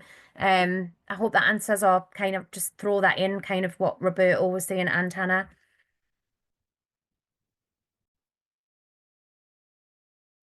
Yeah, thank you, Yo-Yo. No, it's a tricky issue, but yeah, I just wanted to enlarge the debate. But now I think we can go, Chiara and Olga, to the end of the session. And Maybe, I hope, sorry. Yeah, sure. Okay. Maybe can I Marco. just add one sentence to this? The problem sure. of truth. Just tell you what the truth is. Well, I can't. But honestly, so I think this is it's quite interesting that when we try to deal with media literacy and social media, we generally think that maybe some people who are expert in truth, let's say journalists, should be invited, and we need to help people to distinguish between journalist-led news, truth in news, and those that are not so true. But the problem is that journalists are also not sure about what truth is, so they sometimes pretty often rely on courts and judges. So I don't know, we just need to wait for the end of a trial and see what is the truth. And judges also don't know what is the truth. That's why they rely on experts. They invite expertise into court case, and experts say that we don't know for sure what is the truth. Let's ask the people. So people are talking on social media, and let's examine that. So I think this is also a dramatic question. But if we look at participatory theater, this is rather about performance. So this is interesting that a newspaper theater was developed in an area when we did have the idea that some sort of truth or non-manipulated set of facts can be identified. But today, drama or participatory drama, which is led by performance. So this is not about referential truth, honestly, to facts, but rather about success or failure, can be used to better understand how we constantly regenerate truth claims, and how in the case what Jojo mentioned, that in a case, even in violence, in some situation, the victimhoods, alternative victimhoods are competing against each other, and it is quite still a dramatic question who to believe, what to trust in. And I think when we come to social media, which is just generating the truth, first we need to dramatize this very infrastructure, because otherwise we cannot understand how kids are sharing information, come to a conclusion that this is violence, this is not violence, this is just a joke, this is something that we can continue, if we don't understand the very activity, how they consume and disseminate content through media. Well, I know that this has various angles. I just wanted to add that maybe this is not a new situation, that we do not know what the truth is, and drama is actually good for handling this awful situation in some way.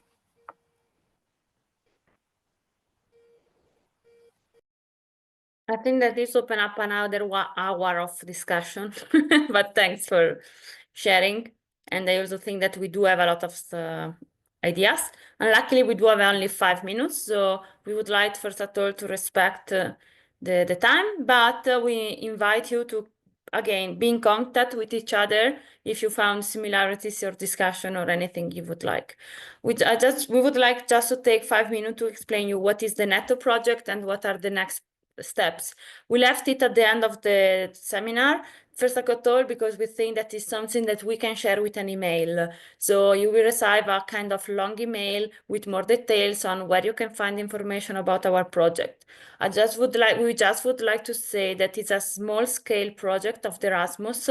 Erasmus, as European Fund project, they increase and they support the exchange of practice and of knowledge between organizations. It's called small scale because it's a small budget and it's a small project for the moment. So it's not something very long. It's gonna run this year, let's say. So next, like by this year, we're gonna be finished.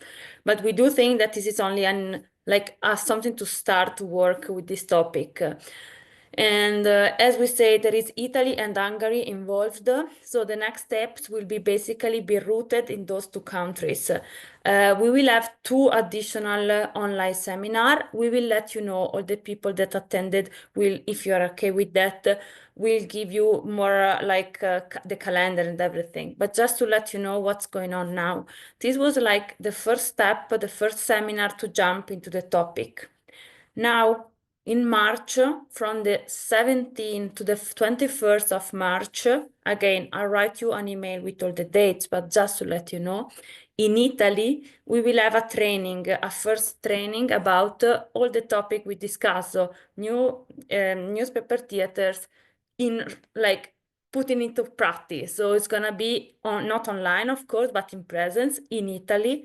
We still are focusing where to do it, but we'll be around Bologna, so in the middle of Italy.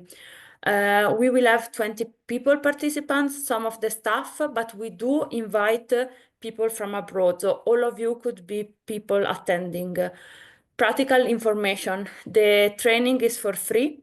So we don't have to pay for it's allowed during the week. So from Monday to Friday and all day long. And it's for free. And we do also can provide some part of the travel cost and of the accommodation. You will receive more detail. And it's open up to 20 person, 20, 22, we will see person, no more than that, because otherwise it's too difficult to manage what we are gonna do. The program is not completely defined for the moment, because for us it was very important, especially for Roberto, that is our expert on this. And it was very important to see what was going on today. So what was the topic that you were interested in, and what the experts. So now that we did the seminar, Roberto, that is doing like this with the hand, will actually start to finalize the program. If we have more people that want to attend to the 20, we will find a way to balance the presence of everybody. So we do invite you to keep in mind this occasion. And if you're interested to submit, as soon as I will send you the link for the submission with also more detailed cost. Let's say that in general, the only thing you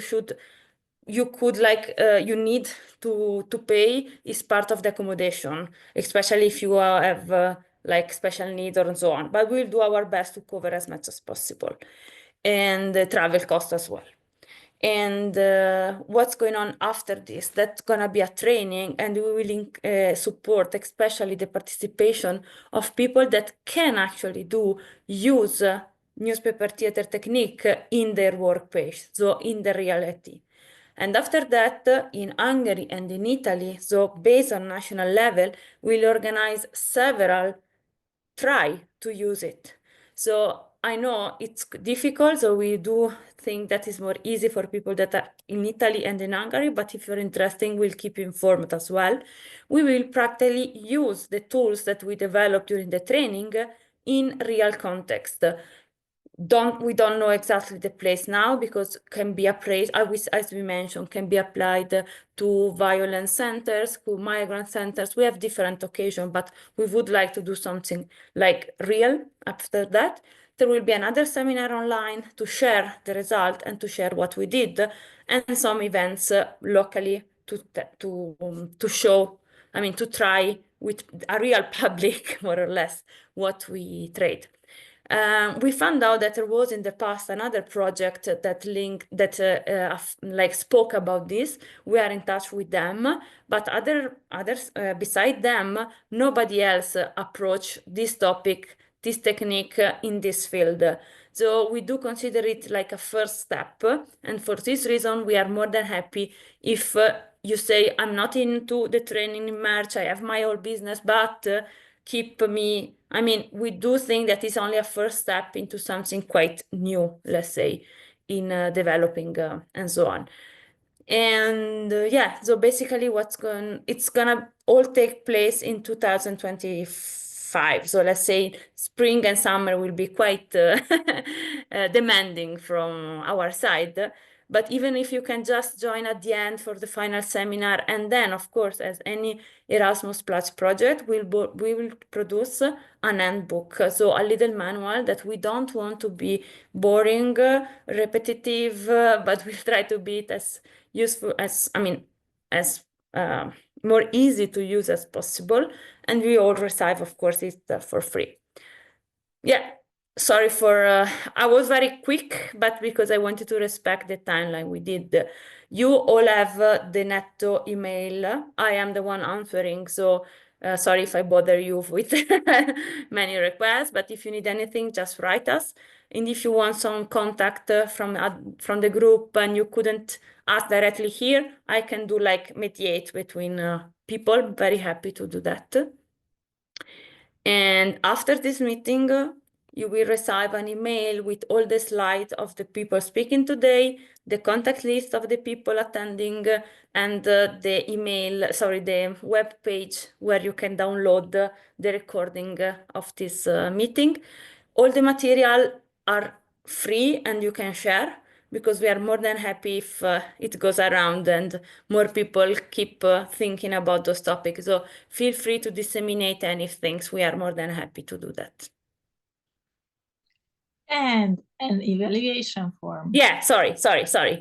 Everything is for free. No, it's not for free, but we do have Erasmus project that's financing us. So with the mail, the first thing you will receive in the mail is the evaluation form. We ask you to complete to prove that we did this seminar for free. Well, we did for this seminar true. So we didn't invent that we did it. So, and then, yeah, of course, it's not only a matter of founders, but also because we really would like to know your impression to do a better one in the future, but also to collect any kind of information, because we know that, like this morning, we were in some moment 90 people. We do know that 90 people is difficult to manage and to say what you think. So please use the evaluation form. There is a free place, a place where you can write as much as you want. Feel free to give any suggestion, idea, contact. Tell us, I'm an expert in this, I would like to be. Feel free to use it as a first contact if you have something interesting or important or urgent to say. Okay, just to close, I invite you all together to switch on, I don't know what's happening, but to switch on the microphone and to say together, newspaper, theater today. Okay. A one, open your microphone if you want. A 1 and 2 and 3, newspaper. Today.